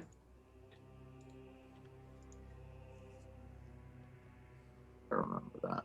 Hey. 15.4. 15.4. Wait a minute. We got a 20. If you put in the 2 for Sylvester. We got an 18. We No, got a mine should 12. have We three. got a 23. And we A got a 24. 3. 1, 2, 3, 4, 5. Who am I 24. missing? Who am I missing? There's only 5 of us today. Should You I roll divide for by Andy? 5. No. And I had 1, 2, added 3, a 4. 1. 1, 2, 3, 4, 5 equals divided by 5. And I had 15. blessed mine. Yeah, it's 15. I was only off by 1. You know what? I'll That's take awesome. that as a win. I'll take that as a win. Post That's shot. a win. Of course, Andy. Thanks for the shout out. Come on, Andy. Let's just drop another one. Go follow him. He's awesome. Wonderful mod, wonderful friend. So anyway, D&D. I guess I was gonna say it's not math, but then it actually is math. As you were all looking for this, roughly 3 hours later, you do happen upon what appears to be this this malformation in a stony kind of like boulderish thing tucked into a hill flanked by trees all around. And the closer you look, you are able to kind of dig your fingers along the edge of it. And with It was me, right, with the 1? they did what? Nothing. The fountain, the crack. Oh yeah, no, it was definitely you. Yeah. You were actually had given up looking and just like leaned backwards and felt this thing just slide underneath you a little bit. Full Scooby-Doo action. Yeah. I leaned against it. Awesome. Yeah. But Awesome. you guys are able to actually slide this stone far enough out of the way that you look in and you see what appears to be some type of cave No. behind this After roll. stone 20. structure in this boulder. I've got one. Cool. Yeah, it takes a little bit more than 4K to use channel points for a card. I think it's like 50,000 or something like that. Ooh, Yeah, I'm not giving her that. it's going to be costly, Eric. Yeah. Yeah, and No. 5,000 bits is like, Yeah. in Twitch money, it's like 60 something bucks. So No. I haven't spent any of my experience points in this channel, and I've only got like 23. So well, 23K. players cannot use their channel points on anything besides challenges. And honestly, you should stop using them on challenges. Yeah. It's a community challenge. So many. I've just got so many. So I have infinite. My symbol is literally infinite. But Awesome. yeah, No, I I think just need going to forward, throw players weird- can't put money into challenges. No, what I got to start using it when you're streaming something else. I got like throw cheer inspirations and shit. Yeah. There you go. All right. All So, right. as the game continues, you have a cave in front of you to the western side of the Dread Fortress. What are you doing about it? I And it's think we wide found a open, cave. right? It's just a cave, no door, nothing. So again, you had There's found this kind of almost like basically stone kind of rolled into this. Okay. And it's pointless. You're eventually going to move it, whether it takes you all day or not. You slide this thing out of the way, and what you see behind it is this dark, what appears to be cave opening. Very much seems like job for Annie, yes? You know, Just gonna her let life's it not slide. supposed. Does she have dark vision? Yes, she does. Well, there you go. So yeah, I'll send her in. I'm ready to dismiss her. So a little thing, like when I first brought her back, you guys will notice it's like the first time kind of seeing me happy. Always a little aloof. And when I got Annie back, I was kind of like, cool. Gotcha. Awesome. So losing her bummed me out. But I will go ahead and send her in, but I'm ready to dismiss her if anything goes.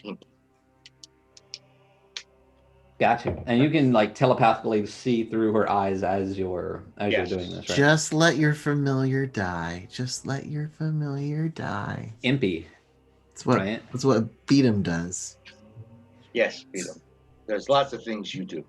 That's the difference between intelligence and charisma. And don't get me wrong, I like you. You're a constant reminder of why I never want children. But I'm going to go ahead and send Annie in there right now and not let her die, hopefully. One tear falls from Raiden Rider's eye. Yeah, right. No. This is an evil campaign. Yes, including So it's- child hate. While Yeah. the child is sitting in the room with him. Hey, I'm in character.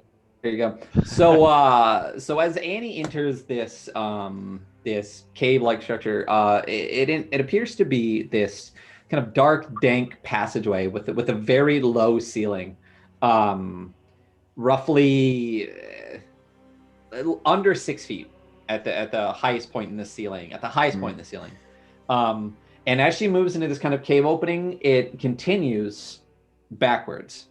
And then she finds herself in this tunnel. And for her, obviously, it's not an issue, but the tunnel gets narrower and narrower until only maybe one person at a time could go through. And for larger people, it would be a swish and a hunch. At some points, even doing the whole shuffle sideways through.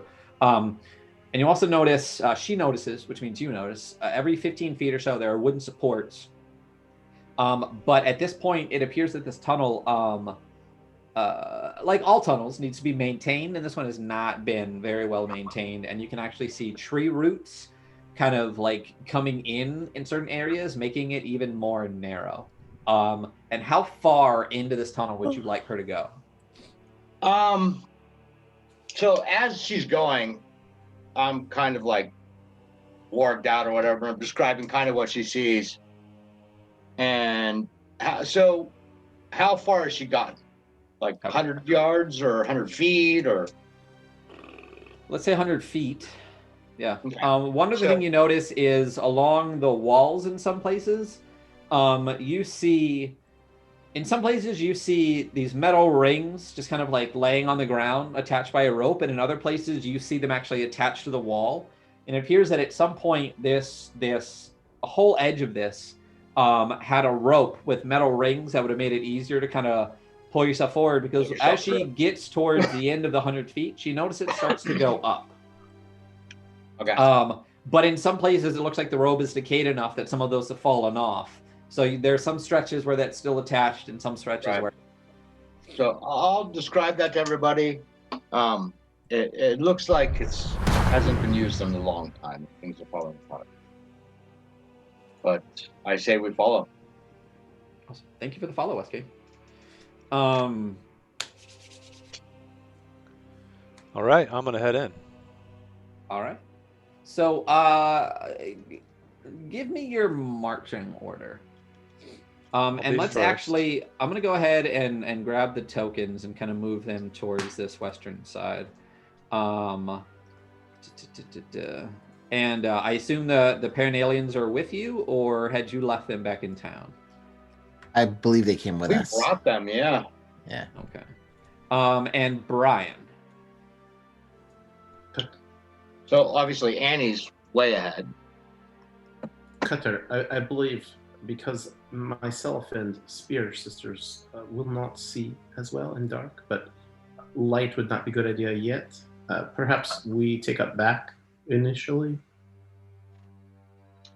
Yeah, sounds like a good idea. I have Is there? had enough of the light.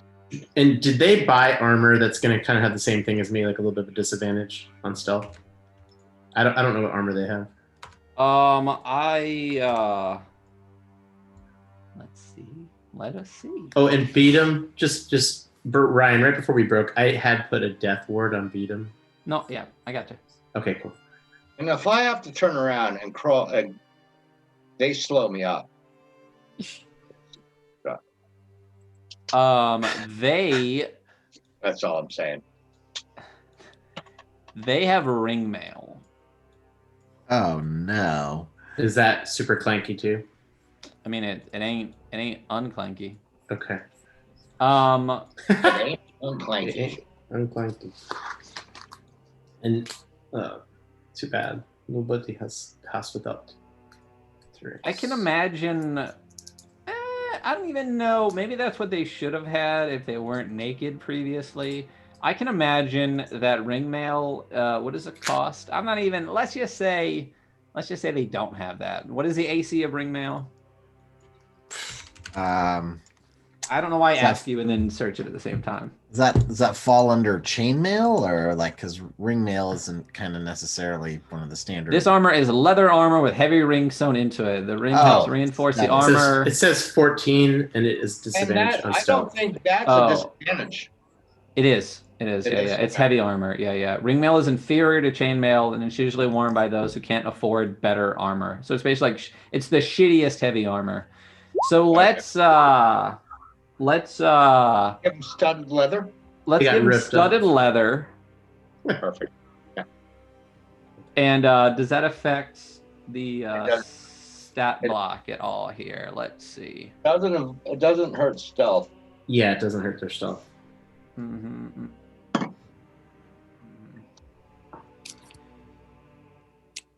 It's 12 plus dex. Yeah. Ah, fuck it. I don't care. They have 16.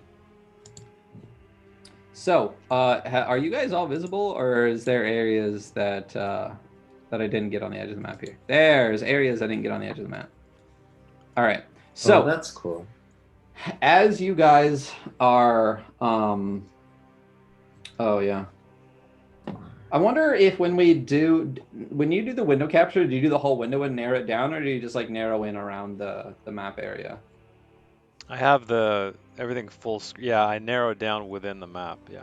Yeah, interesting. I wonder if crop we it could do down with a like full screen more window. and then just like be able to move that. That's curious, just so we can get the whole map. We can play with Yeah, that I know if I another zoom in closer, it tends to allow you to. to just move Oh, over a shit. little bit. Yeah. Yeah. Yeah, and then you should be able to just take us all the way to the edge. Make Oh you- well, close enough. That's about as Um, close as I can get. Yeah. As long as you can get all the rooms within the tower thing, it doesn't really matter. The only other thing you can do is actually grab the whole window capture and move it over and open it out. But regardless, as you guys are making your way through this tunnel, as I said, you so Victor, you are hunched over pretty far. It's pretty tight, dragging your way through this. The Paranalians are not what slows you down at all. I would definitely say it's Victor. And Brian would potentially slow you down because of his height, but he's so large that he basically like Jealous. yeah, he basically gelatinous cubes it and ends up just like slurping to the edges of the tunnel and just like pushing through. Like Yeah. the tree roots just kind of like enter and like as they like move out of Nice. him, and he just like slurps his way forward. It gives him like a little through the ghillie tunnel. suit. Yeah. Yeah, it's a blood ghillie suit. As he makes his way through, leaving, I think we said that maybe he leaves a little bit of. I can't imagine that he leaves a lot of slime when he walks, because he would eventually like lose all of himself. I think he like Yeah. really pulls it in. Like I think he's got a good grasp on what he is, you know, who he is. Awesome. Yeah. But He's the most secure out of all of us. absolutely, he knows Yeah. what he's about. Yes, he's pretty wholesome. Yeah. Yeah. He's wholesome is Wholesome. not the word I would necessarily say for the Exactly. blood drinking blood creature. He's like my dog. Yeah. No, you're a horrifying blood jello dog. Yeah. I love him. So as I you know. are making way up I this love tunnel, Anthony. I get it. yeah, there you go. As you're making your way up this tunnel, it's 100 feet, 200 feet, 500 feet, 1,000 feet. And towards the end, it actually gets really steep. And you're actually dragging yourself up using that rope with those rings behind it. And you eventually come to a wall, probably about like 1,500 feet deep into this tunnel, and you're all squished tight in together. Who's in the front besides Annie? I'm in the front. After Annie. Gotcha. So you are basically like with her there, with it there, I guess. You come to this wall, and you can see that there is like a like an edge to it, that would form a doorway. What would you like to do? I want to give it a little pressure to see if it moves at all. Gotcha. Thank you, L2, for that bless for Victor. Let me throw that in real quick, and then we will continue. Ooh. Ooh. I need to change the names in here to the character names because it's player names. But I'm always like Victor, Victor, Victor. Wait a minute. Nope, that's Matt. All right, back up to 10, back up to double digits. Don't forget to use those blesses, people. That's another bless for Sylvester as well. Oh, and a bless Thank for you, the L2. Sylvester. L2 Now coming we're in all hot double with them digits. biddies. Wait, did we? Was those channel points? I believe they were channel point redemptions. We're gonna have to bump up those channel point redemptions as people get like 20, 30,000 sitting there, or put a cooldown per person. That's what we have to do. Eric, back up to double digits. All right. So, yeah, as you. I'm feeling fearless. Let's do it. All right. So, yes, L2, thank you so much for those blesses. Can we get some blesses in the chat? As you kind of, are you trying to like shove this thing, or are you just like testing? No, I'm gonna test it. Yeah, carefully testing it. Yeah. Yeah. Not So just gonna try to... as you carefully test this, as you push on it, it does have some give to it. It feels like you're definitely going to need to push harder, but there is definitely some give to this. Okay, before I do that, I want to listen. See if is it just like stone, or what is this? Yeah, door? it's like it's stone. Yeah. Okay. So I'm gonna, I guess. Did we establish our order behind you? You did not. Why don't you go ahead and do that? So, so who is behind Cutter? For when the cave falls in, so he knows how to distribute the damage. Exactly. So given that, I'll be behind you. I'm kind of, Want to be by Annie anyway. Gotcha. And who is behind that? Who is bringing up the rear? I think Victor probably needs to, because like he's slowing the whole thing down, and like. Gotcha. He's not super stoked about this. Gotcha. Our one front liner that's left is in the far back. Well, let's have the Paranalians behind Sylvester, because he was complaining. Great. Yeah, he was complaining about them. I trust them completely. Yes. Gotcha. Yes. I will be behind them. And then Dariana and Brian. Yeah. Okay. I ran out of space, so we'll just say it's like. Are you before? Are you in front of or behind Brian? I think I'm in front of Brian. Okay. All right. Just gonna swap. Actually, I'm behind Brian. Sorry. All right. So,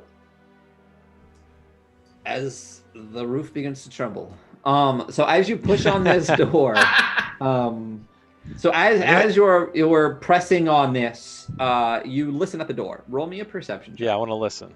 Okay. I'm gonna go ahead and bane that because I have them. No.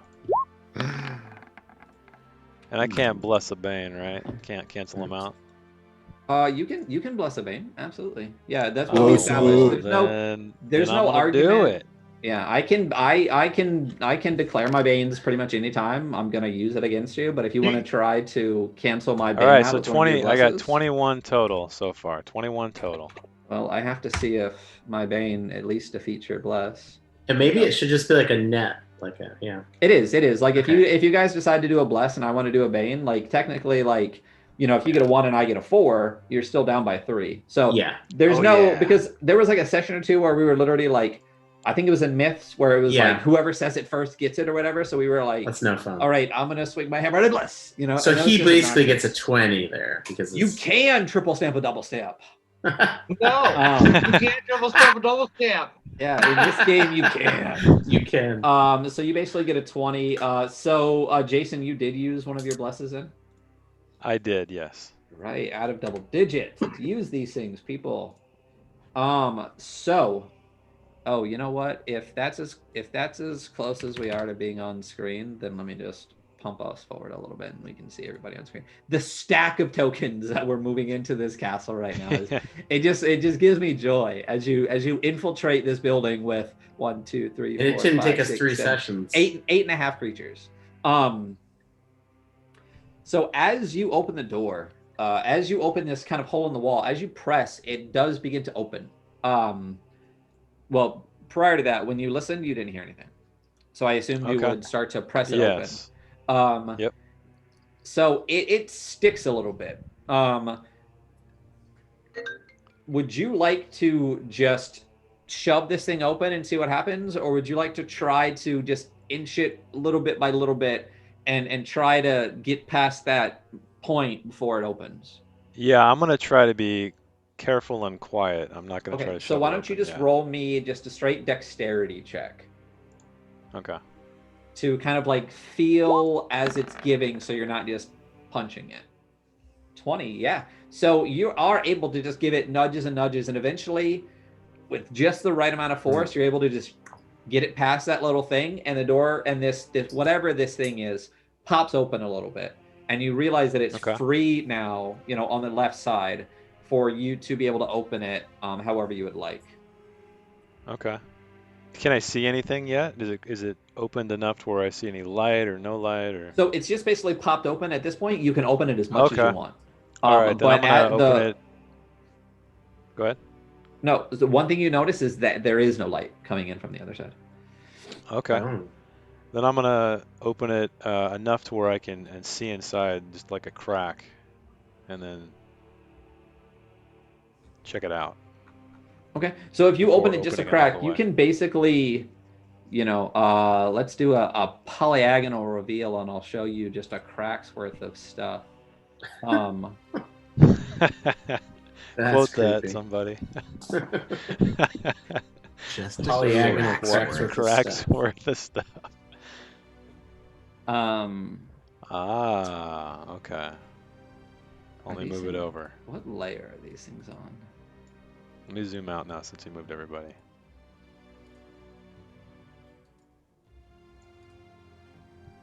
Okay. Yeah, you could just go to. You Okay. could just It's center- still silence, right? Yep. Okay. So yeah, you can just center on that right now and not worry about everybody. So as you peek it open, you have dark vision, obviously. I mean, you live. Yep, you, I you, do, yeah. You are a subterranean creature. So as you peek in, one of the first things you notice is dust. Like even as you push this thing forward, this dust kind of rises from everything, and you notice that you are a little bit off the ground. So there's a drop to where you would land, but it's only a couple of feet. And you see a number of crates, some of which covered with these dusty sheets, kind of thrown over things in this room. Okay. I'm gonna So, turn I'm around right and behind kind of. you. Yeah. I grab your foot and I'm like, and I don't have to say anything. I can go straight to your head and I say, let's send Annie in. Okay, I'll nod. So I'm gonna send Annie in. Okay. All right. Yes, we got Ish. it. Magic Thistle got it. Cracksworth.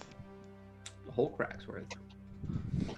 How much is that in relation to like a metric dude? Oh no! Can I yeah. just get a Cracksworth, A please? crack of a Well, I metric mean, dude. that's the new amount. So it's basically They an don't average use the metric person- system in Krakavar. on average. Oh my god. They use it's Krakavar. Use the crack system. Yeah, Use the crack system. Krakavar. Yeah. Very popular in Ah. So a regular size thing is one metric dude, and now we have this just one crack's worth is just like a normal amount. That'll be what So- Cutter says every time he tries to peek through a door. Yeah. Can I just get a Cracksworth? There you go. Is it crack with a K then? Yeah. We'll leave it at C. In case we ever leave Krakavar, we can keep using the Cracksworth. Is Annie still invisible? Yeah. Okay. So Annie is going to go into this room.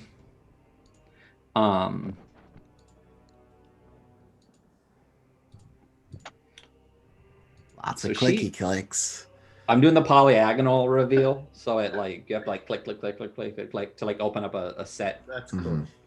Mhm. I just wish they had a polyagonal hide, because it'd be so much easier to unload everything and then make circles, or just give me a circle tool for hide. Anyway, Digress. Roll 20. Next campaign's in Foundry. So you, as she goes in this room, what she sees, is just an entire room full of what appears to be these dusty old art pieces. There are sculptures. There are piles of tapestries. There are statues. There's paintings just propped up, just stacked up against the wall. It looks like somebody basically took what appears to be a decent amount of art and kind of, I don't want to say wealth, but just stuff, fancy shit, and stuffed it in this room, threw some sheets over some of it, and then just let it rot. So the entire room is filled with that, to the point that it would be difficult to kind of like make your way through that. And what you notice, one of the things that she notices though, when she is looking in the room, is what opened up was a giant picture frame attached to the wall. So when it's closed, it just looks as if there is a painting attached to this wall.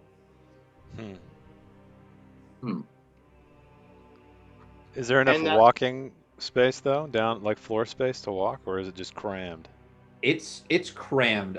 Each Okay. of you would have to take your time to like either crash your way through stuff and tip statues over, or to I would say that if I had to describe the terrain in this room, it would be difficult. Okay. So, on the other side, that's a wall and a door. She can. I'm between so many windows right now. This one needs to go away. It's not that one. It's not that one. It's this one. There is a door right in the middle that appears to lead into another room. But Okay, as she's flying around in the room, she notices as she kind of moves up towards the ceiling and looks around, she hears sounds around her. She hears this almost kind of just chittering, almost this like rustling of fabric against fabric. And then she hears this kind of like piercing little shriek. And then all around her. I dismiss her. Okay. As you dismiss her, these 4 shapes just kind of drop from the ceiling, kind of hanging, and open their wings. And what you see, you piece of shit.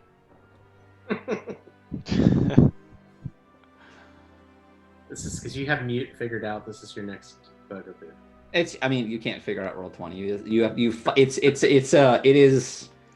It is the white whale in which we all fight as we make D&D happen. You see these 4 things open up and drop from the ceiling and start flying around. They notice that open picture frame and dive in towards this picture frame. I'm like, close it. Oh, were you done, Ryan? Or Oh, I was just going to show you what they look like. Oh, yeah. Oh,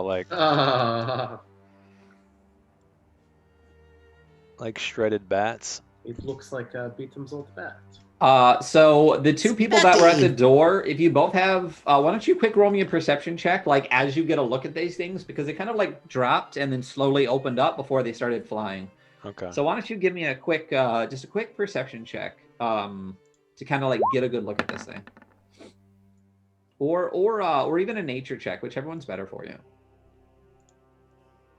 Okay, I did my perception check, and I guess Yeah. Sylvester will need Plenty. to. And you notice, because this is something that you deal in a lot, these creatures are made of flesh.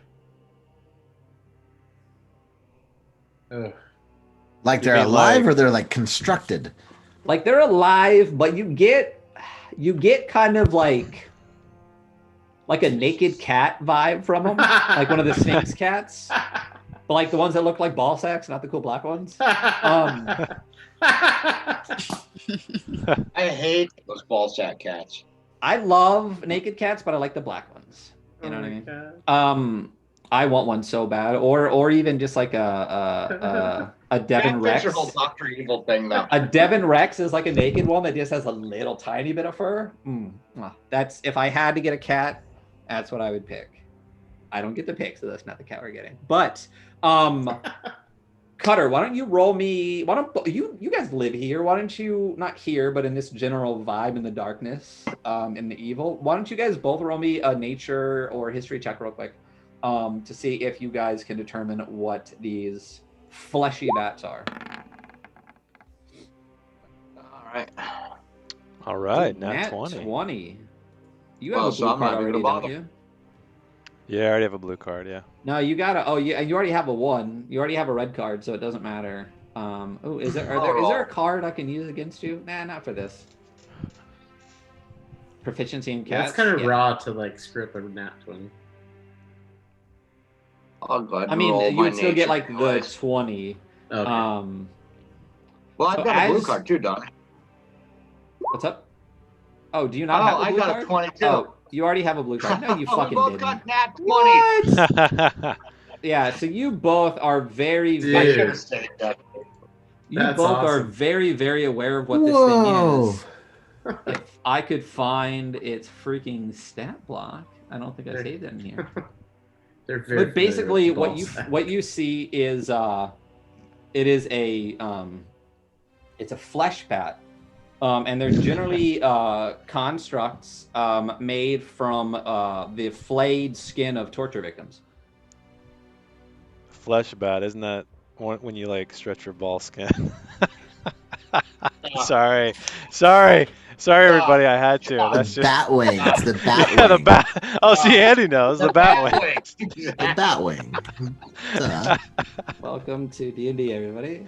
Okay. Sorry, It's everybody. so funny. This takes me back to when I was when I was like 12 years old. Even better, it's not even it's called a a flesh ballpark. bat. It's just called a skin bat. Skin bat. A repulsive bat-like creature. That doesn't sound dirty at all. Yeah. Roll for Chubb. Its body consists Roll for entirely. shove, yeah. Yeah. Oh. A repulsive bat-like creature. Its body consists entirely of rotting sheets of stolen skin. It has large, glassy, lifeless eyes and unmistakably evil intent.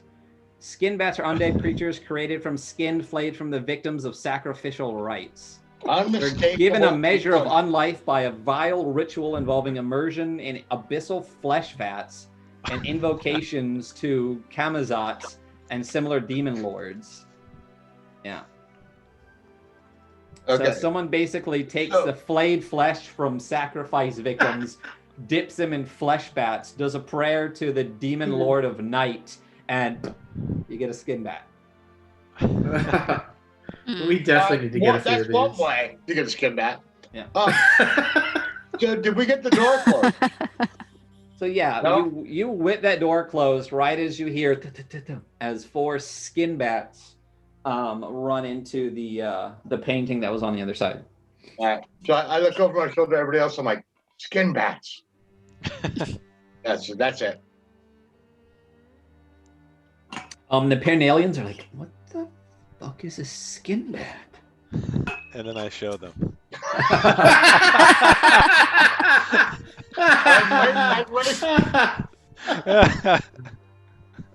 I was waiting for that. All right. Where's whenever Cordelia's gone, Cutter, the jokes start coming. All right. Oh, shit. So, So It's kind of your fault, Ryan. so I look back at everybody and I I'm didn't like, create this monster. Oh, That's it's true. Bubble Press, baby. so I look Sack- back at oh everybody. I'm my like, well, God. there's 4 of those that I want to cover in this room, and the place is littered with crap. Sacrifice victims. That's the best dad joke of the night. Wow. Oh. Say that on stream, you get inspiration. Say it in chat, you get chat inspiration. Good. Anyway, what are you doing about these sack bats? Let's make a move. So my knowledge of them, are they particularly deadly in any way, or do I just know of their existence?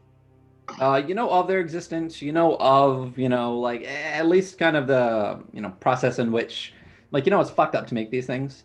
Um, but to their deadliness, you don't think Yeah. they're too bad.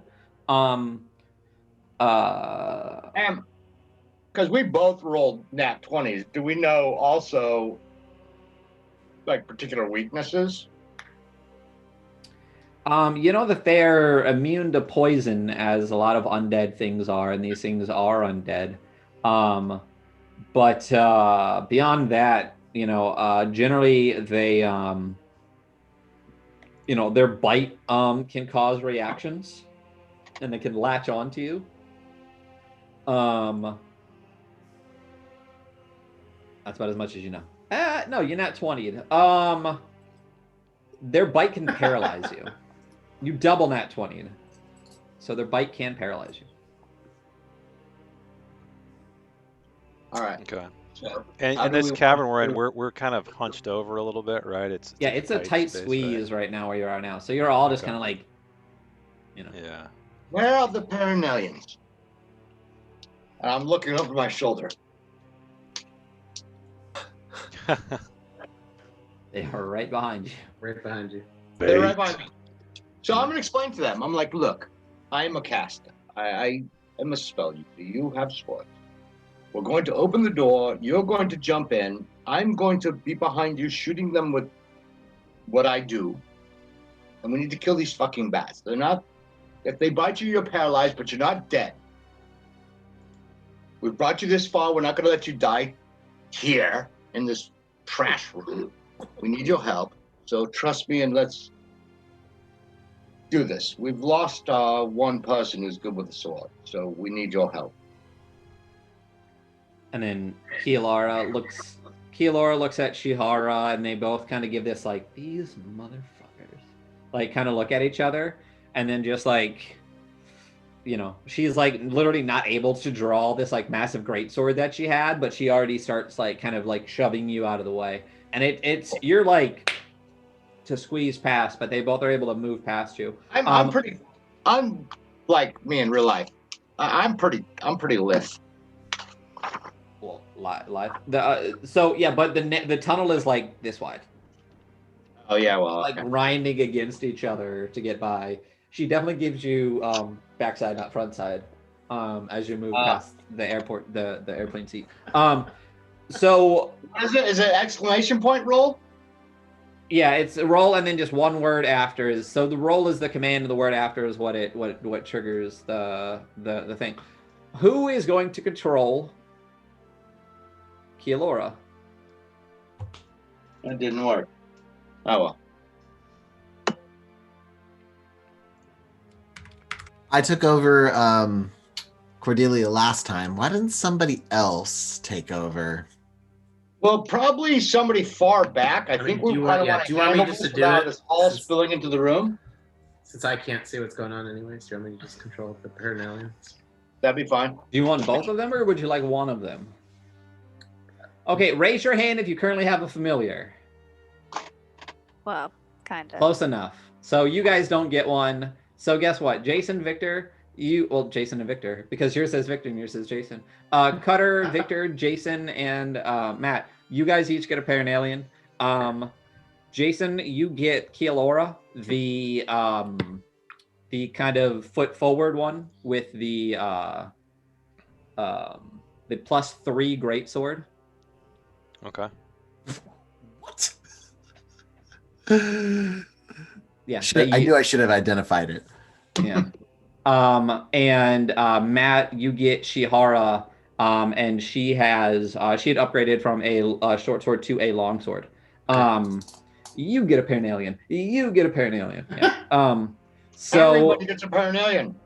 So I am going to add this to Cutter and to Victor. So it'll both be in your things.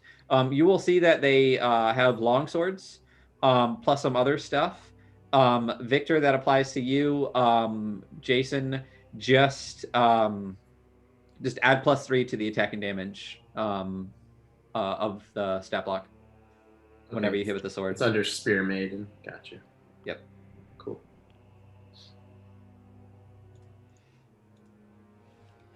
Now the whole group gets to know what it feels like to have other people like the casters. So what do you want them to do as they make their way to the front? I kind of tell Cutter, I'm like, I don't know what you want to do, but I figure we open the door, let them jump down. If you feel like going in and hiding and doing your thing, that's fine. But I want to try and give them some cover. There's no room for any of that.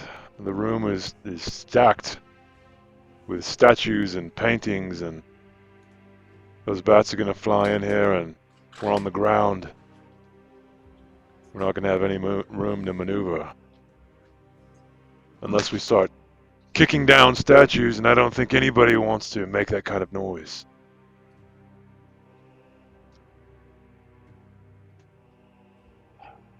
Yeah. If you can keep them back, I can try to take them out with an arrow. I can keep them back. I can't keep them back. I'm going to look back to Dariana and beat them. Raise my eyebrows and suggestions, ideas. Be very quiet. What if we 200 just, IQ. what if we just burn everything in there? Burn. We just light a fire, close the door, and let those skin bats burn. I think that would draw the attention of the entire keep to the smoke pouring out of them, whatever this room is. And us probably in this tiny little tunnel. Okay, so bad Yes. idea. So I'm spitballing here. Help me I out. mean, Other ideas. What do we got? How big are these bats, Ryan? Are they just like They're regular bat considered size? small. Yeah, they're bat size. Okay. They're about the size that you think a skin bat would be. Some bigger, some smaller, I guess. 1.5 Yeah. cracks. So right now the let door's closed. Let me to Wait, the front. Yeah, it's closed. Let me to All the right. front. Okay. No one needs to move for him to get to the Yeah. front. Yeah, beat him, squeezes Ass beat 'em through. right on up. Like between, like face to Yeah. ass. That's exactly. Just like Or crawling we on the just ground. we just straddle the cave, Yeah. and then He Watch just for the like skin crawls bats. through the mini. This is when it is very important whether you decide, ass or crotch. So there's 4 of them, correct? Let's see here. What level spell do I have to burn? Am I going to burn 2 5th level spells over this? No. That's what I'm trying to avoid as well. Yes. Well, Beatum is going to cast Wall of Force right at... he's going to cast it. He asks Cutter to help him open the door just for a crack's peek. Not enough for the bats to come through, but just enough for a crack. all right, I will Cracks peak. open a. Yep. Yeah. A crack. I will do that. Yes. And as he peeks in, he pulls the card, the Tower, and summons a wall of force. It just outside of the door, so that they can open it up, and keeps the bats from getting in on them. There we go. 1 5th level spell slot. Goodbye. And then he looks in on these bats. And he is going to cast. Let's make sure I can do this. So we'll say that was Wait, so you- hold on. If we get ready, we can drop your wall of force and we can all. Walk past him. Yeah, we'll Well, say no, that was some setup. I'm gonna roll.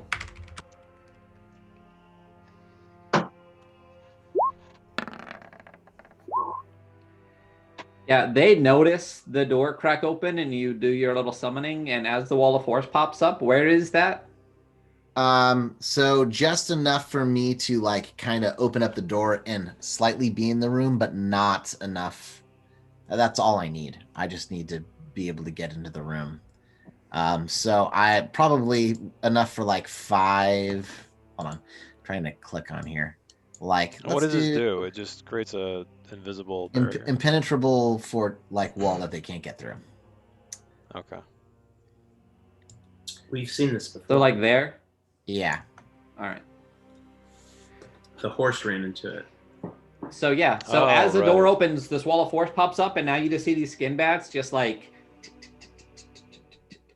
birds against the glass, just kind of like at it. And then I'm going to cast deafness on all of them. Oh, that's pretty good.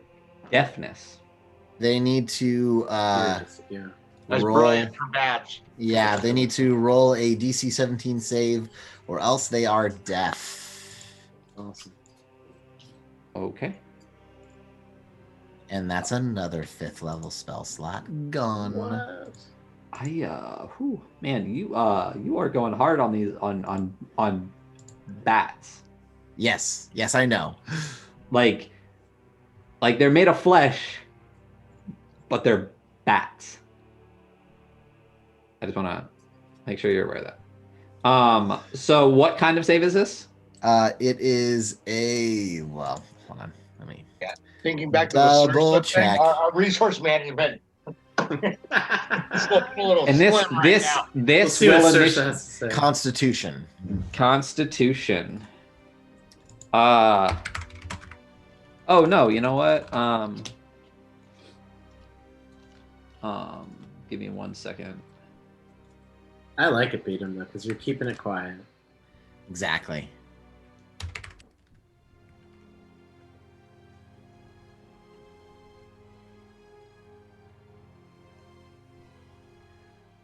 As we wait. I had I mean, they can paralyze. so that's Aw. 2. That's 3. That's 4. So what was the DC? It was 17. So 1 saves. So we'll say that these 3 creatures here. No, it doesn't. It's gonna roll a Nice. base of a 6. Nice. I'm going I'm going ham here, and I'm not sure that, Right. but Ryan's face is priceless. just going ham here. All in on the bats. All in on the bats. Yeah, it's not as if there's an entire fortress full of people. I still got my other spells. You do you, yeah. I got a Yeah. 6th level. Just wait. We can Yeah, sleep in here and you get your spells back. Oh yeah, you can tell just sleep in the order. Yeah, no, listen. All I'm saying is I'm not responsible for player deaths. I mean, Okay. I do remember Ryan advising us to like go all out, like hit hard, hit fast. All right, so Beatum moves aside and ushers in the warriors and everybody else, and says, "I have debilitated them. I will let the barrier down, and you'll kill them. But Can be you- quiet?" Can you toss deafness into here? Because my thing's not working for deafness. It just says page not found. Sure, I will pop it up on the VTT. Thank you.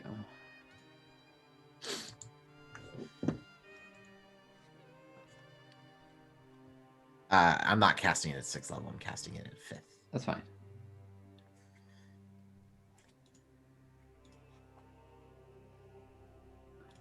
And you chose to deafen them. Well, so this goes on the whole basis of their I'm assuming that they're using echolocation. If I wanted to, basically what I want to do is I want to infer the negative effect of the blinding status from the rules on them. So thematically, I would assume that would be deafen them, because then they would be blind. So what I'm trying to do is give them blindness, the status blindness from the. So technically, I'm blinding them, not deafening them, but thematically. Thematically, that's your hope is that by deafening them, that their 60 feet of dark vision is negated. Ultimately, I would like it to be they have the blind condition, because that's what the spell is saying that it does. Not necessarily deafen them, but deafening them because they're bats. So them being able to hear. And that's what I assume their dark vision is based off. What I'm going for. Yeah, what I'm going for. I understand what you're going for. Let's just go with it. Okay, thank you. I will. He spent 2 fifth level spells on bats. I mean, I just spent 2 You have no spells on idea. Just because These you could be the important. worst bats Just- ever. two fifth levels is important on bats. Just let this Just let this So work. I'm They're just gonna flying say ball it sacks. works because yeah, they're ball sacks, man. At They're the end of already the the worst day- bats ever. at the end of the day, they're undead and have dark vision. There's something else going on for me. But I'm gonna say that your intent is good enough for me, and I assume you also drop the wall of force. I do. Yeah, well, as I wait for the warriors to come Yeah, into no, the room, yeah.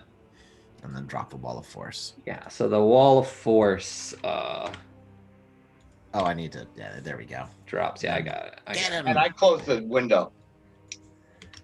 So Beat'em's in there. The 2 Paranalians pop in, and we'll say that. In their shit. All right. Yeah, we'll take I'll the close 2. I'm not even worried about initiative right now. Kialara, what are you doing with these 4 ballsack bats that are kind of like flapping around in the air? We'll say low enough that your sword could hit it. Is that the one I have? Yes. Okay, I'm gonna take a swing. You say it's a D20 plus 3? You get Yeah. 2 swings, I think. Okay. Can you guys see the nameplates? I cannot. Not really, but Fuck. I have all the stats. I don't remember. They Roll20 updated. Didn't fix anything. But I'm gonna give you control of Kialara. Yeah, and I'm Shihara. And I'm gonna give you control of Shihara. I can see the nameplates. I guess that's what's important. Controlled by Victor. So you guys can at least control them. Oh, I could see it now that you gave me control. It popped up. Yeah. And Jason should be able to see his now that he's in control, but I want everyone to see it. So, Cutter, with your 21, you get multi-attack and you have a +3 greatsword, so you hit. Okay, and it's Oh no, you're not a 120 +3. It's just whatever you had +3. It so should be- you actually It's +4 get to a hit. +7. Oh, No, wait. plus- It It says Yeah, melee plus four, weapon plus attack 3, plus 7. 4 to hit. Yeah. But I told you have a greatsword that's like a +3 magical Okay, greatsword. so it's plus So on 7. top of your +4, you have an additional 3. Okay, and it's 1d8 plus 2. No, great swords are 2d6, and just do Oh, 2d6 I'm looking at the plus. stat block. Okay. I know. I gotta send you a okay. great sword. So Got you it. get to roll 2d6 plus 5. Okay.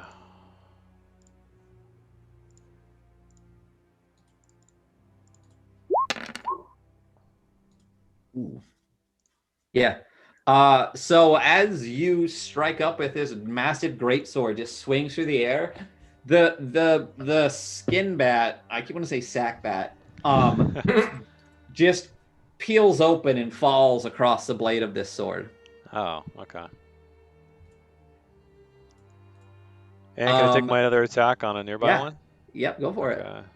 And you said it was 1d20 plus 7.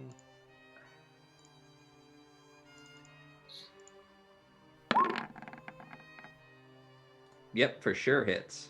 All right. And same attack, right? 2d6 plus Yeah, 2d6 plus 5. 5. If you want, you can Yeah. make a macro real quick and it'll make it super easy. Yeah. So this one you strike and it slides out of the way just a little bit. You actually clip one of its wings. It drops to the ground in front of you, but it's still like twitching and it's still alive. Is that the end of your turn? Yeah. All right, Shihara. There's one bat on the ground and two kind of still like running into each other and kind of like screeching in the air. What are you doing? Yeah, so the ones that are screeching in the air, Shihara's going to take her longsword. I'm assuming that you didn't give her a shield, so she's going to use 2 hands here. So she'll roll. They can have shields. I don't give a shit. They can have a little buckler shield. Well, I'm just saying, like, for damage purposes.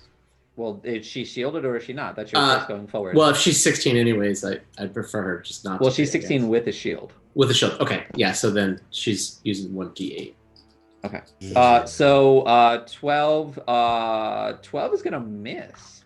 Oh no shit. Okay. Oh wait a minute. They're blinded, so I think you have advantage. So Okay. roll with advantage on it. There we go. That hits. So roll your damage. And then that's +2, so 4. So 4 points of damage.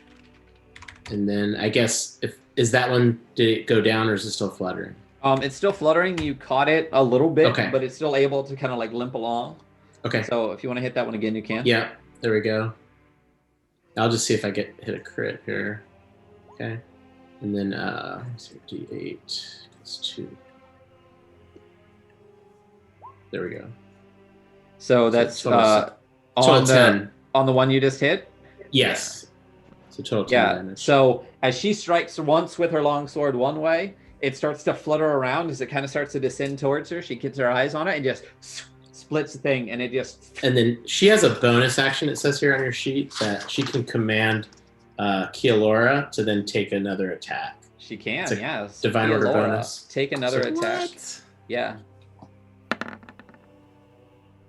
Yeah, it doesn't matter. Oh. Yeah, when you strike this, like you just raise up that greatsword. You don't even raise up the greatsword. You just pick up your boot and just stomp this little skin Nice. bat. Yeah. And in the first turn, 3 of them are dead. And so now it's the skin bat's turn. And it is now blinded, just has disadvantage on attacks.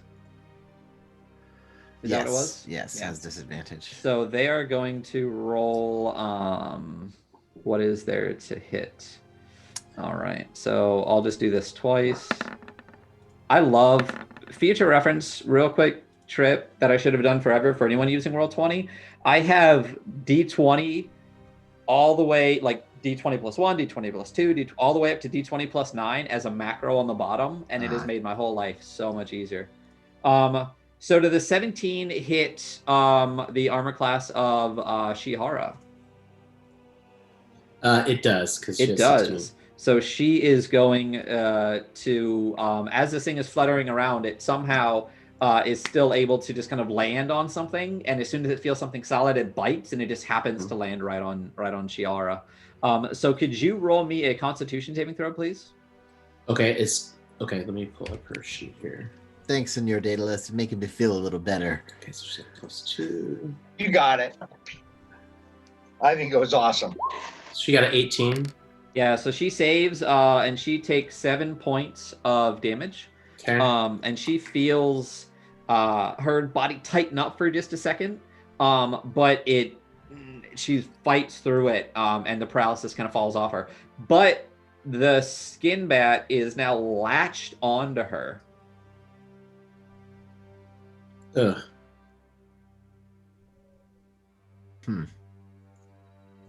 Lovely.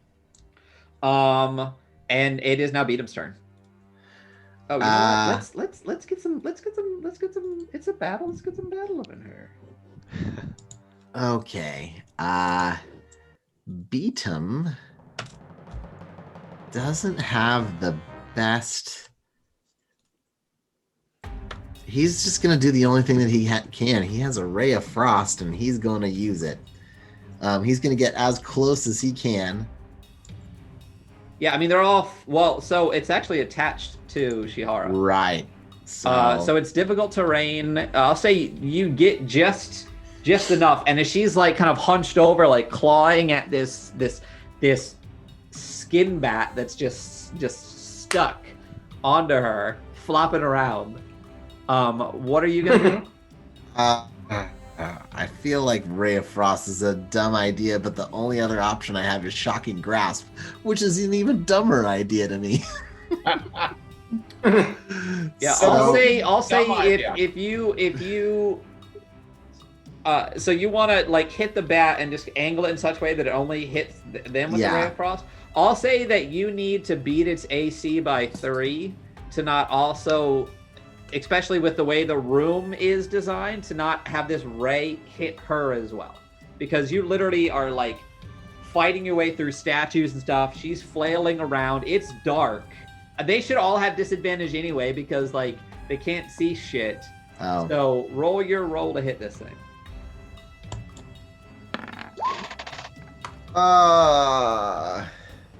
13 total. Yeah, so Shihara is gonna take half damage of whatever you do. Oh god.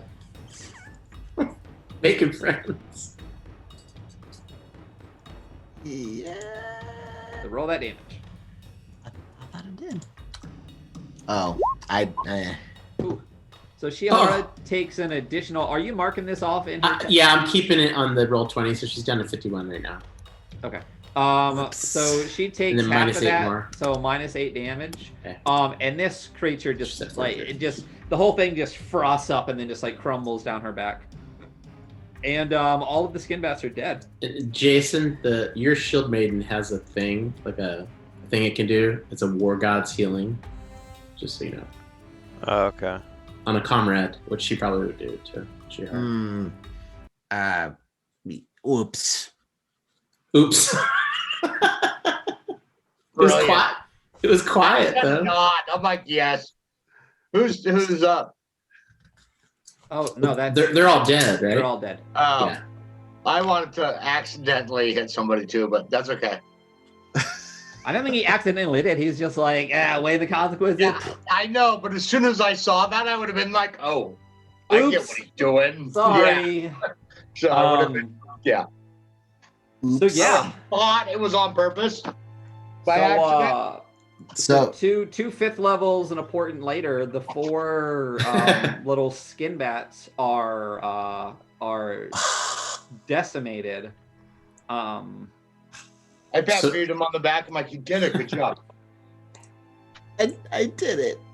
And Brian, I think like, is it okay? I think thematically, like the Prince aliens would only help each other with like the war god's healing. Hey, she's you now, buddy. 3d6. Well, I'm You- saying like, okay.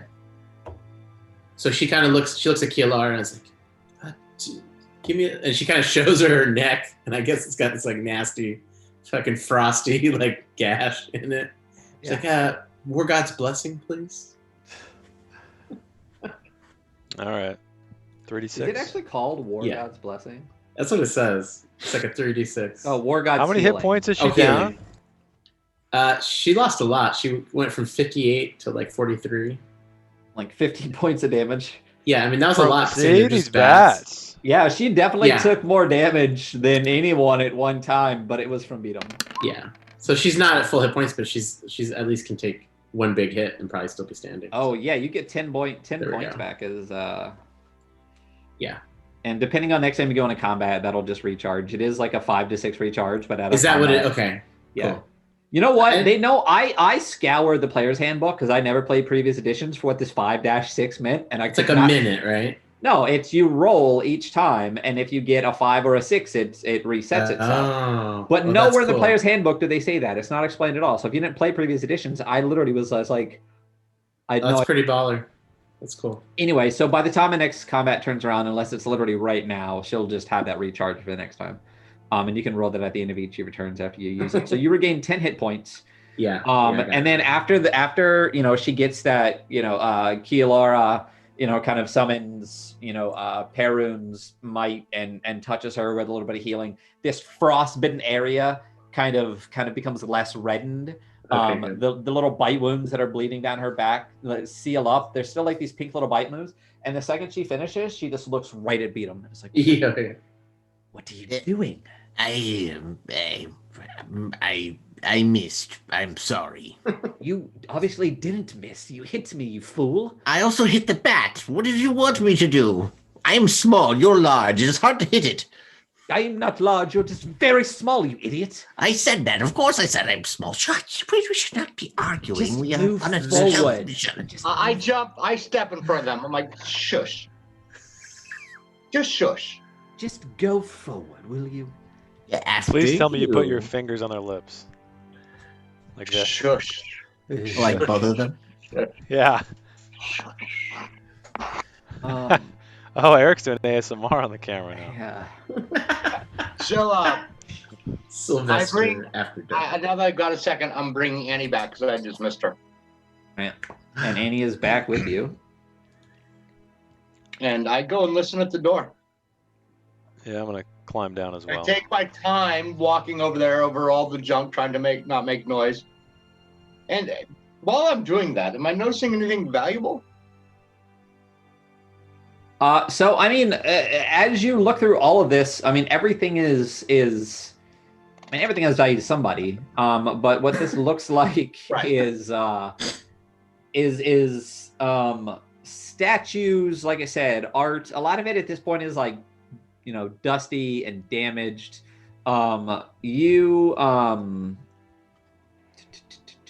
Why don't you have a good eye, right? I think so. How long are you going to spend searching through all Not of this long stuff? at all. I'm basically making my way to the door, but I'm kind of just giving a quick glance. I'm not spending a lot of time. All right, roll me an investigation check. It's more of is this worth revisiting later when we have time to grab stuff?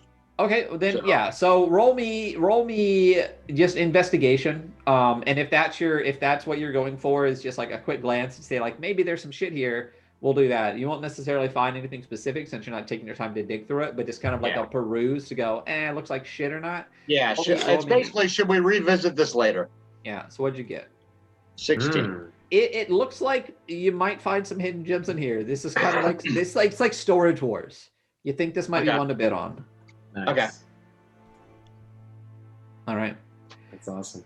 What would you like to do next? Well, at the door, I want to listen at the door. Gotcha.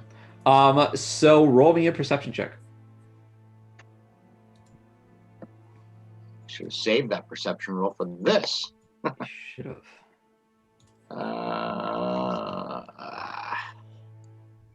Can somebody help? Got No. Annie with me. Can Annie help or? No, I would if they. I mean, they could roll a roll. I mean, I guess which would then give you advantage. No, Whatever, I'm No, no, no, rolling. no. Y'all back off.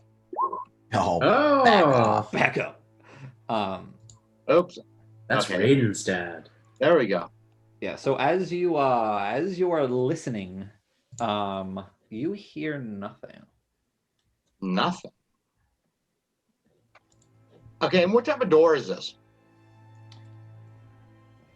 a- Giant stone, wood, whatever. How thick? Can I tell all that or no? It just seems like a regular door. It's not stone. It's not anything like that. It just seems like a regular wooden door.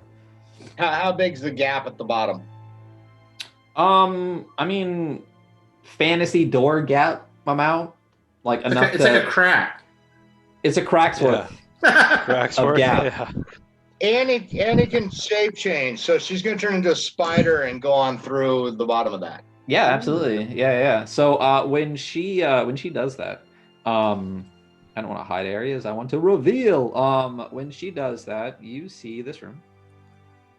Nobody in there? There is nobody in there. Inside is just a dusty flagstone floor. On the walls are a pair of shabby, moth-eaten trophies on either side of the door. One side is a wyvern's head, and then the three heads of a rather small chimera are on the other. And these look like drabby, dusty, maybe at one point, okay trophies. But at this point, they just look like everything kind of in this lower area seems to be in a little bit of disrepair. Okay. So I tried the door. Is it unlocked? It is unlocked. I open the door. All right.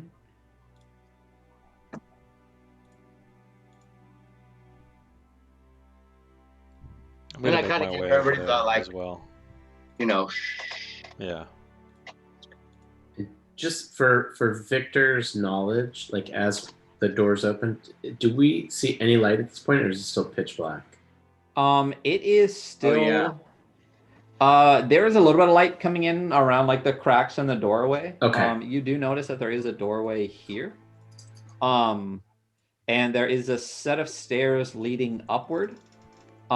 There is a little bit of light coming from Yeah, but as long as he can see like the outlines of the people in front of him, he's okay because who, Victor? Yeah, Victor. I mean, there's enough that you'd be able to do that. Yeah, again, Okay. Fantasy doors for the most part, unless they're steel and all that kind of stuff, it's a wooden door. I mean, they're not going to be like super tight, especially in this old drafty fortress. When you put a stone door into like a stone. Okay. Or a wooden door into like a stone. But there's not like, this is so old, like there's not torches and sconces and stuff like that. There's just sconces and stuff like that in the wall, but there's no torches. No, yeah, gotcha. Okay. Again, if you recall, this is a ghoul's fortress. Yeah. Now, so they don't generally need and actually avoid light. Yeah. So we're all, those who aren't in the empty room, the rest of us are in the bat room. Yeah, I think at this point, who would be in the empty room and who would be in the bat room? Well, I would have gone because I was opening the door, so I probably would have been the first one through. Beatum, did you follow in? Yes, absolutely. As well. All right. I think while Dariana's waiting in the cluttered room, since she is a collector, she would kind of be looking through and seeing if she could notice anything cool that would pique her fancy. Okay. I will say that you, if you went in right after all this happened and the argument and the healing and the listening and all of that kind of stuff, if you'd been looking around the entire time, I'd say that you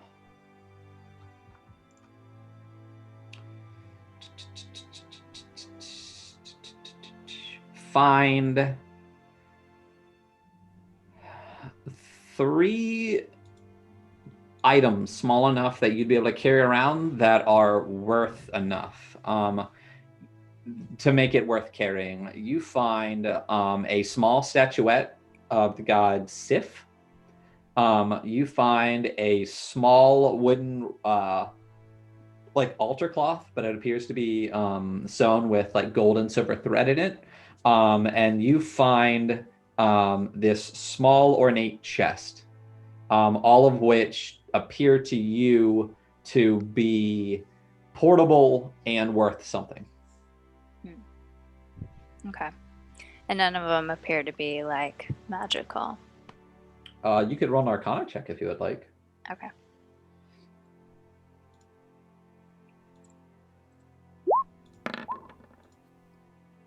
Ooh. So no. They do not appear magical. Is Beatum going to use Portent? Okay. Well, she's. No. Just drop a 6th level spell. Still the room. Yeah. Come on. If we have the bag, if I still have the bag, or Beatum has the bag, I have the bag, but you could maybe call try me to over. sneak him in there. Yeah. Or call him over. Yeah, I mean, I'm sure it's not hard to just kind of. I mean, Dariana and Beatum have been kind of hanging out lately. Oh, yeah. They were roomies last night. Yeah, so it wouldn't be hard to just be like, hey, short stuff, and then just tuck some stuff in the bag. Beatum also collects a sack bat. Of course he does. Yeah. Yep. Yeah. If I see all this happening, I want to be like, there's other stuff. We'll try and get back to this room. You can put the bat in the chest. Puts it in the chest, then puts it in the bag of holding. What chest? You said there's a little chest. Oh, a small ornate box. Yeah, sure. It'll fit a bat. Sack bat, right? Yeah, it'll fit a sack bat in there. Yeah, I mean, it's really nice and ornate when you open it up. It's velvet lined, and inside you just have yeah, we put a sack bat. A sack bat, and then you stick it in. Sack bat. Yeah. Oh, that's gross. It doesn't appear to be blood magical, so she kind of doesn't care that much. She just thinks it's kind of cool. Yeah, no, it appears like it's worth something, but it does not appear that it is either bloody or magical. So it piques your interest in a more mundane way. On that note, with your very well contained sack bat, it is 10 o'clock. So would you guys like to push on or push on next week?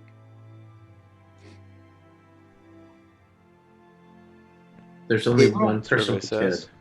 I'm gonna leave that to others. I'm fine either way. If we go, how much longer do you think it will be? You have an entire fortress. It's up to you. Right, yes. How long before we get to a convenient stopping point? Never. Each room. It entirely depends on. It's pretty Basically, convenient how right we now. clear each room. Let's Yes. if you are worried at all, let's just convene. Let's just wrap up for the evening. And we will pick up next week as you move into this this other room. Oh yeah, there's definitely going to be the title of it. I don't think anyone looks at the titles I put in the collections. But Yeah, they're I've in quit there. naming them. So yeah, I think it looks like Andy's already dropping all of our links. Any was other mods awesome. in chat, which is all of you guys too. While Andy does that, or if you could drop, yes, the Jason. If you could drop Sam. Let me. I have a document for this.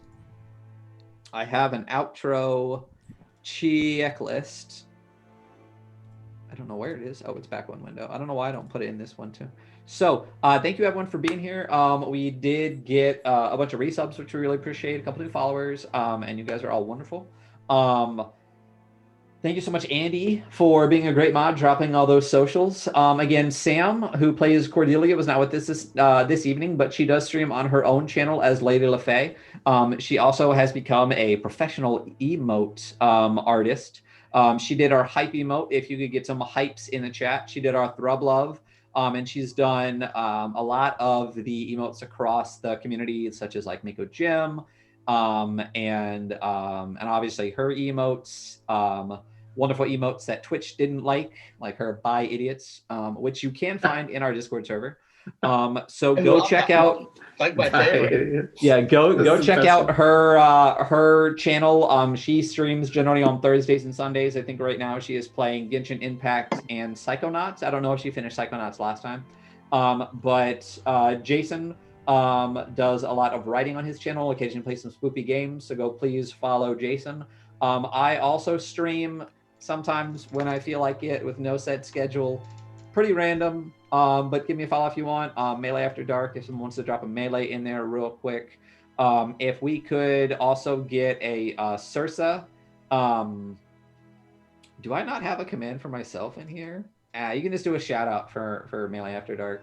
Of course I didn't make a command for myself. But if you could do a Sursa, if you could do a Sketch Risk, you can find him on Twitter. He did all of the amazing artwork, such as the Cordelia that is right next to me, and all of the portraits that Psycho below me, and the team photo in our BRB screen and everything. Fantastic artist, awesome guy. So please drop him a follow. All of the links are already dropped in there. Andy, can we expect a paint stream on Sunday? Absolutely. There may be my work has been extremely prohibitive. So I apologize for all the cancels lately, but my professional life has been a little bit hectic. The plan as of right now is to have a paint session this Sunday at 2 p.m. So we will see. Check us out on our Discord just to be updated on if any of that changes. But the painting is amazing. It is just beautiful, table-ready speed painting. Dragon was awesome. And we do a weekly giveaway. Generally, I believe it is either the mini that was painted the previous week or the mini that's being painted this week. But there is a giveaway every single week for a custom painted mini by Evil Andy XO. So check us out every Sunday. It's 2 to 4 Pacific time. Check us out here every Wednesday, 7 to 10-ish. Pacific Standard Time. And is Theros starting on Monday? And that's the other thing. So potentially very soon, whether it's Monday or not, but very soon we are going to be starting a Theros game. Andy, you can talk about that. Go for it. Yes, so it's going to feature many of our community's players, including some of those who are in chat. So you should get to see some other people from our community as well as these lovely people you see around you. It's going to be set in the Theros setting from the Magic the Gathering setting. And I'm very excited to get on and DM for you lovely people. Yeah, go to the Discord. We'll have some announcements and some art coming out soon. Stay tuned. Cool. And Jason, soonish, I believe there is another game that is in the works. If you want to talk about that a little bit. Yeah. So here's the book. It is Merkborg, the dark fantasy apocalyptic game from the Stockholm Cartel and published by Free League. So I'm going to be running that pretty soon. I just need to get the overlays finished up and some of the graphics, and we're going to run a character creation session just because it's a new system that people aren't familiar with, and I think it'd be a good idea to see how that works, and then I'll run a DM prep, or I guess GM prep in the case of Merkborg, and then we will play a game and see how, if it's a one shot that extends into arced campaign or what. I guess it'll just depend on how long they survive. And Ryan did not survive the first time we played, so So listen, I didn't have like a single point of damage on me. I was yes, out of freaking nowhere, like white worm. The gut worm. Yeah. Ryan was devoured by a gut worm. You at least gotta have a shield.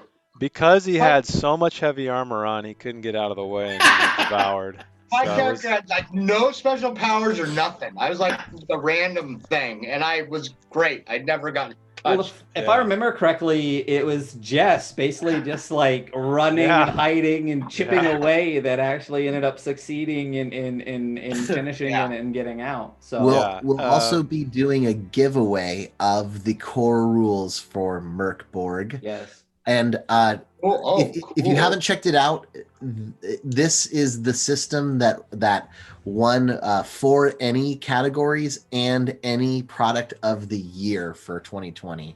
So there's a lot of hype behind it. It's a great book on your shelf. It's just if you haven't seen it, it's the hardback. It definitely won awards for its graphic design.